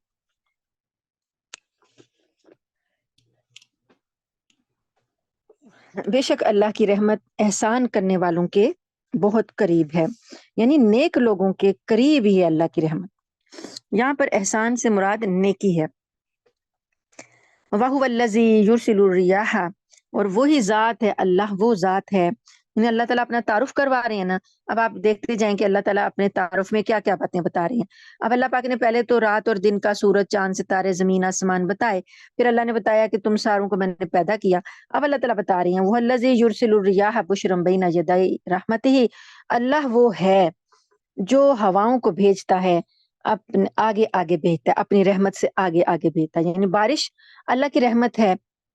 तो रहमत आने से पहले अल्लाह ताला ठंडी हवाएं चलाता है, एक खुशखबरियां देती हैं, वो बताती हैं कि अल्लाह की रहमत आने वाली है। तो अल्लाह वो जात है जो हवाएं भेजता है अपनी रहमत से पहले। हत्ता इज़ा अक़ल्लत सहाबन, जहां तक कि वो जो हवाएं होती हैं वो बोझल हो जाती हैं, सहाबन बादलों को, सिकालन बादलों को उठा लेती हैं, वो हवाएं बादलों को उठा लेती हैं और बोझल हो जाती हैं। और सुकनाहु लिबलदिन, फिर अल्लाह पाक क्या करते हैं, अल्लाह ताला फरमाते हैं कि हम उनको हाँक के ले जाते हैं, लिबलदिन मय्यतिन, मुर्दा शहर की तरफ। कि कोई ऐसी जमीन होती है जो बंजर पड़ी हुई होती है, मुर्दा होती है, उसे पानी की जरूरत होती है, तो हम उसको हाँक कर वहां ले जाते हैं। फअंजलना बिहिल माआ, फिर हम उस पर वो पानी नाजिल कर देते हैं। फअखरजना बिही मिन कुल्लि समरात, फिर हम उससे निकालते हैं हर किस्म के फल। वो जो जमीन बंजर वीरान थी, अब उसमें से फल निकालते हैं। कज़ालिका नुखरिजुल मौता, इसी तरह मुर्दों को भी निकाल लेंगे। जमीन मुर्दा थी, उसमें से जिंदगी निकाल दी, तो मुर्दों को भी इसी तरह हम निकाल देंगे। ये चूंकि मक्की सूरत है और मक्का के लोग अकीदा आखिरत को नहीं मानते थे, वो कहते थे कि कैसे मुमकिन है कि अल्लाह मुर्दों को जिंदा कर देगा जबकि वो मिट्टी मिट्टी हो जाएंगे। तो अल्लाह फरमाते हैं कि मुर्दा जमीन को से जिंदगी निकाली, इसी तरह अल्लाह मुर्दों को भी निकाल लेगा। लअल्लकुम तज़क्करून, ताकि तुम, शायद कि तुम ان باتوں سے سبق حاصل کرو۔ والبلد الطیب یخرج نباتہ بإذن ربی، اور وہ جو زمین ہوتی ہے یعنی اچھی والی جو زمین ہوتی ہے اس کی پیداوار تو اس کے رب کے حکم سے نکل آتی ہے۔ والذی خبث لا یخرج الا نکدا، لیکن جو بنجر زمین ہوتی ہے بالکل کھنڈر ہوتی ہے، اس میں صلاحیت ہی نہیں ہوتی ہے کچھ اگانے کی، تو اللہ پاک فرماتے ہیں وہ جو خراب زمین ہوتی ہے اس میں ناقص پیداوار نکلتی ہے۔ کذالک نصرف الآیات لقوم یشکرون، اسی طرح ہم پھیر پھیر کر آیات کو بتاتے ہیں اس قوم کے لیے جو کہ شکر کرے۔ لقد ارسلنا نوحا الی قومہ، البتہ تحقیق ہم نے بھیجا تھا نوح کو اس کی قوم کی طرف۔ فقال، انہوں نے کہا، یا قوم اعبدوا اللہ، اے میری قوم عبادت کرو اللہ کی، ما لکم من الہ غیر، اللہ کے سوا تمہارا کوئی الہ نہیں، کوئی معبود نہیں۔ انی اخاف علیکم عذاب یوم عظیم، بے شک میں تمہارے بارے میں اللہ سے ڈرتا ہوں کہ کہیں تمہاری نافرمانی کی وجہ سے تمہیں بڑے دن کا عذاب نہ آ جائے۔ قال الملأ من قومه، کہا سرداروں نے اس کی قوم کے، انا لنراک، بے شک ہم تو دیکھتے ہیں آپ کو، فی ضلال مبین، ہم تو دیکھتے ہیں آپ کو کہ آپ تو بڑی واضح گمراہی میں ہیں، ہم آپ کو کھلی گمراہی میں دیکھ رہے ہیں۔ مطلب یہ کہ انہوں نے نبی کو جھٹلا دیا اور انہیں گمراہ کہہ دیا۔ کیوں کہا؟ یہ کہنے لگے کہ یعنی کہ جو ہمارے باپ دادا کام کرتے آئے تھے آپ اس سے ہٹے ہوئے، تو آپ گویا کہ ہدایت پر نہیں ہیں، ہم تو ہدایت پر ہیں۔ قال یا قوم لیس بی ضلالۃ، انہوں نے کہا، نوح علیہ السلام نے کہا، اے میری قوم میں گمراہ نہیں ہوں، ولیکنی رسول من رب العالمین، میں تو رب العالمین کی طرف سے رسول بنا کر بھیجا گیا ہوں۔ ابلغکم، میں تمہیں پہنچاتا ہوں، رسالات ربی، اپنے رب کے پیغام پہنچا رہا ہوں، وانصح لکم، اور میں تمہارا خیر خواہ ہوں، واعلم من اللہ ما لا تعلمون، اور میں اللہ کی طرف سے وہ باتیں جانتا ہوں جو تم نہیں جانتے۔ اوا عجبتم، کیا تمہیں اس بات پر تعجب ہو رہا ہے، ان جاءکم ذکر من ربکم، کہ تمہارے رب کی طرف سے تمہارے پاس ایک ذکر آ گیا، نصیحت آ گئی، علی رجل، ایک ایسے آدمی پر، منکم، جو تمہارے جیسا ہی ہے، تم ہی میں سے ہے، تمہیں اس بات پر تعجب ہے کہ تمہارے بند میں سے ہی ایک آدمی ہوں میں، اور میرے اوپر اللہ کی نصیحت جو ہے، اللہ کا ذکر جو ہے وہ آ گیا، لینذرکم، تاکہ میں تم کو ڈراؤں، ولتتقوا، اور تاکہ تم پرہیزگاری اختیار کرو، ولعلکم ترحمون، اور تاکہ تم پر رحم کیا جائے۔ فکذبوہ، انہوں نے جھٹلا دیا اس کو، یعنی نصیحتوں پر عمل نہیں کیا، کوئی ایک دن کی بات نہیں تھی، 950 سال کی تبلیغ کو جھٹلایا ہے، 1 سال 2 سال 3 سال ایسا نہیں، 950 سال۔ حضرت نوح علیہ السلام بوڑھے ہو گئے تھے اور قوم جو تھی وہ آپ کے اوپر ایمان لانے کی بجائے سرکشی میں بڑھتی جا رہی تھی، اور حضرت نوح علیہ السلام کا مذاق اڑاتی اور کیا کیا کچھ کرتی۔ تو حضرت نوح علیہ السلام کی جو قوم میں سے صرف 50-55 یا کسی روایت میں 70 کی تعداد آتی ہے، اتنے ٹوٹل افراد تھے جو 950 سال کی تبلیغ کے بعد یہ ان کی جمع پونجی تھی، یہ قوم تھی جو ایمان والے جو تھے وہ 75-70 یا 50-55 کی روایات آتی ہیں، یہ لوگ ایمان لائے تھے۔ ان کی محنت کا ثمر، کتنی طویل محنت ہے، 950 سال کی محنت کا ثمر یہ لوگ تھے چند۔ اللہ پاک فرماتے ہیں ان تو ساروں نے تو ان کو جھٹلا دیا، پھر فانجیناہ، پھر ہم نے ان کو اس کو یعنی نوح علیہ السلام کو نجات دی، والذین معہ، اور جو لوگ ان کے ساتھ تھے، فی الفلک، کشتی میں۔ اب یہ ہوا کہ حضرت نوح علیہ السلام جب دیکھ لیا، مایوس ہو گیا اپنی قوم سے، تو انہوں نے اللہ پاک سے کہا کہ اے اللہ، تو ان میں سے کسی کو بھی زمین پر زندہ نہ چھوڑ، اگر تو نے ان میں سے کسی کو زندہ رکھا تو یہ تیری نافرمانیاں ہی کریں گے، اور نافرمان اولاد ان سے پیدا ہوگی، تو یہ ان ساروں کو ہلاک کر دے۔ ان کی جو بد دعا تھی، اس کے بعد پھر اللہ پاک نے سیلاب بھیجا، سیلاب آیا، طوفان آیا، زمین جو تھی اس سے بھی پانی باہر نکلا، آسمانوں نے بارشیں برسائیں، اور ایسا سیلابی طوفان آیا کہ ساری کی ساری قوم اس میں غرق ہو گئی۔ تو اللہ پاک فرماتے ہیں کہ ہم نے نوح علیہ السلام کو اور جو ان کے ساتھ چند لوگ ایمان لائے تھے ان کو تو ہم نے نجات دے دی کشتی میں، اور وَأَغْرَقْنَا الَّذِينَ كَذَّبُوا بِآيَاتِنَا، اور ہم نے جھٹلانے والوں کو، جنہوں نے ہماری آیتیں جھٹلائی تھی، ہماری نشانیاں جھٹلاتے تھے، ان ساروں کو غرق کر دیا۔ انہم کانوا قوما عمین، بے شک وہ ساری لوگ جو تھی قوم تھی، اندھے تھے وہ۔ وَإِلَىٰ عَادٍ أَخَاهُمْ هُودًا، اور ہم نے عاد کی طرف، قوم عاد، اس کی طرف ان کے بھائی ہود کو بھیجا۔ اب یہ حضرت نوح علیہ السلام کے بعد یہ جو چند ایمان والے لوگ تھے، جب ان کی نسلیں پھیلیں اور یہ پھر حضرت نوح علیہ السلام کی تعلیمات کو بھول گئے اور یہ بھی شرک میں مبتلا ہو گئی ان کی نسلیں، تو پھر اللہ پاک نے دوبارہ ان کی یہ قوم عاد، ایک یعنی جو ان کی شاخ تھی نوح علیہ السلام کی قوم کی اولاد میں کسی کا نام عاد تھا، تو اس سے جو شاخ پھیلی قوم عاد کہلائی، تو وہ ان کے ہاں اللہ پاک نے ہود علیہ السلام کو بھیجا۔ ہود علیہ السلام نے آ کر اپنی قوم سے کہا، قال یا قوم اعبدوا اللہ ما لکم من الہ غیرہ، اے میری قوم اللہ کی عبادت کرو، تمہارے لیے اس کے سوا کوئی معبود نہیں ہے۔ افلا تتقون، کیا پس تم ڈرتے نہیں ہو؟ یعنی بتاتے تھے کہ تم سے پہلے اس طرح ایک طوفان آیا تھا اور اللہ نے نافرمانوں کو غرق کر دیا تھا، تو کیا تم اللہ سے ڈرتے نہیں ہو، اللہ کے عذاب سے ڈرتے نہیں ہو؟ قال الملأ الذین کفروا من قومہ، کہا ان سرداروں نے جو کافر تھے ان کی قوم سے، تو انا لنراک فی صفاحت، وہی بات جو کہ نوح علیہ السلام کے لوگوں نے کہی تھی، سرداروں نے کہی تھی، انہوں نے بھی یہی کہا کہ ہم تو آپ کو بیوقوف دیکھتے ہیں، ہم تو دیکھتے ہیں کہ آپ بیوقوفی میں پڑے ہوئے ہیں۔ وَإِنَّا لَنَظُنُّكَ مِنَ الْكَاذِبِينَ، اور ہم آپ کو جھوٹا سمجھتے ہیں، ہمیں آپ کی کسی بات کا اعتبار نہیں کہ آپ جو کہہ رہے ہیں کہ میں اللہ کا رسول ہوں، اللہ کی عبادت کرو، ہم نہیں مانتے۔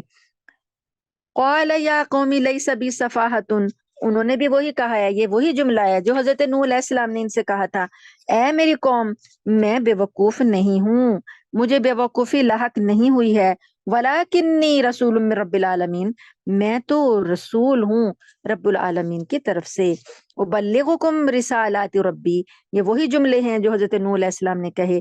کہ میں تو تمہارے پاس اپنے رب کا پیغام پہنچا رہا ہوں، وَأَنَا لَكُمْ نَاصِحٌ امین، اور میں تمہارا امانت دار ناصح ہوں، نصیحت کرنے والا ہوں، خیر خواہ ہوں۔ اَوَ أَجِبْتُمْ، کیا تمہیں تعجب ہے، ان جاءکم ذکر من ربکم، یہ کہ تمہارے پاس نصیحت آئی تمہارے رب کی طرف سے، علی رجل منکم، ایک آدمی جو تمہیں میں سے ہے، لینذرکم، تاکہ وہ تم کو ڈرائے۔ یہ بھی جملہ حضرت نوح علیہ السلام نے اپنی قوم سے کہا تھا کہ اس بات پر تم تعجب کر رہے ہو کہ میں تمہارے درمیان میں سے ہی ایک آدمی ہوں، اور اللہ نے تمہارے درمیان میں کسی ایک آدمی پر اپنی رسالت نازل کر دی ہے، تمہیں ڈرانے کے لیے بھیج دیا ہے۔ وَاذْكُرُوا إِذْ جَعَلَكُمْ خُلَفَاءَ مِن بَعْدِ قَوْمِ نوح، اور یاد کرو وہ وقت کہ جب اللہ نے تمہیں قوم نوح کے بعد اس دنیا میں بسایا، وَزَادَكُمْ فِي الْخَلْقِ بَسْطًا، اور تمہاری تخلیق، تمہاری نسلیں بڑھا چڑھا کے تمہیں رکھا، یعنی ایک تو تعداد میں بڑھایا اور ایک تمہاری قوت میں اور جسامت میں تمہیں بڑھایا۔ یہ قوم عاد جو ہے، اس کی جسامت کے بارے میں اللہ تعالیٰ فرماتے ہیں کہ لم یخلق مثلها فی البلاد، یہ ایسی قوم اللہ نے بسائی، طاقتور، قد میں ڈیل ڈول، ان کے 90 فٹ کے جو تھے قد تھے، اور اتنے یہ طاقتور لوگ تھے کہ اس جیسی دنیا میں اللہ نے کوئی قوم پیدا نہیں کی۔ تو یہ قوم عاد کے بارے میں ان کے پیغمبر حضرت ہود علیہ السلام ان کو کہہ رہے ہیں کہ اللہ نے تمہیں نوح علیہ السلام کے بعد دنیا میں بسایا، تمہیں اتنی قوتیں، طاقتیں،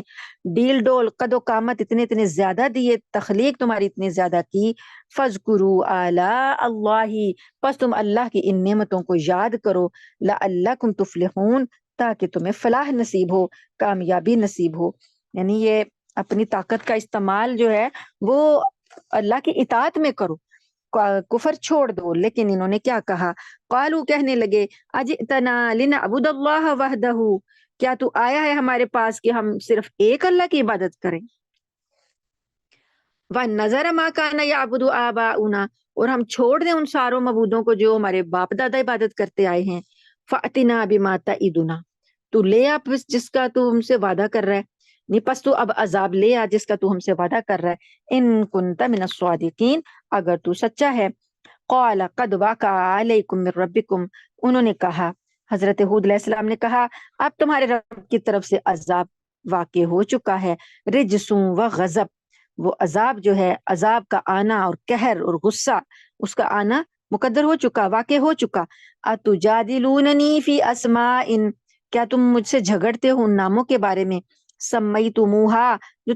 تم نے خود ہی رکھ لیے، انتم و آباؤکم، تم نے اور تمہارے باپ دادوں نے، یعنی یہ جو بت بنائے ہوئے تھے ان کے نام تھے، تو یہ کہتے کہ انہوں نے کہا کہ تم نے یہ نام خود ہی رکھ لیے ہیں، خود ہی رکھ لیے ہیں یہ نام تمہارے باپ دادوں نے، تو اس بارے میں تم مجھ سے جھگڑتے ہو۔ ما نزل اللہ بہا من سلطان، اللہ نے تو اس کے لیے کوئی دلیل نازل نہیں کی۔ فانتظروا انی معکم من المنتظرین، پھر تم اب انتظار کرو، میں بھی تمہارے ساتھ انتظار کرنے والا ہوں۔ فانجیناہ، پھر اللہ پاک فرماتے ہیں کہ ہم نے اس کو، یعنی ہود علیہ السلام کو، والذین معہ، اور جو لوگ ان پر ایمان لائے تھے ان کو نجات دے دی، برحمت منا، اپنی رحمت کے ساتھ، وقطعنا، اور ہم نے کاٹ ڈالی، دابر الذین، جڑ ان لوگوں کی، کذبوا بآیاتنا، جنہوں نے ہماری آیتوں کو جھٹلایا تھا، وما کانوا مؤمنین، اور یہ لوگ مومن نہ ہوئے۔ یہ پھر ان پر اللہ کا عذاب آیا۔ وہ عذاب کیسا تھا کہ 7 راتیں اور 8 دن آندھی چلی، اتنا طوفانی عذاب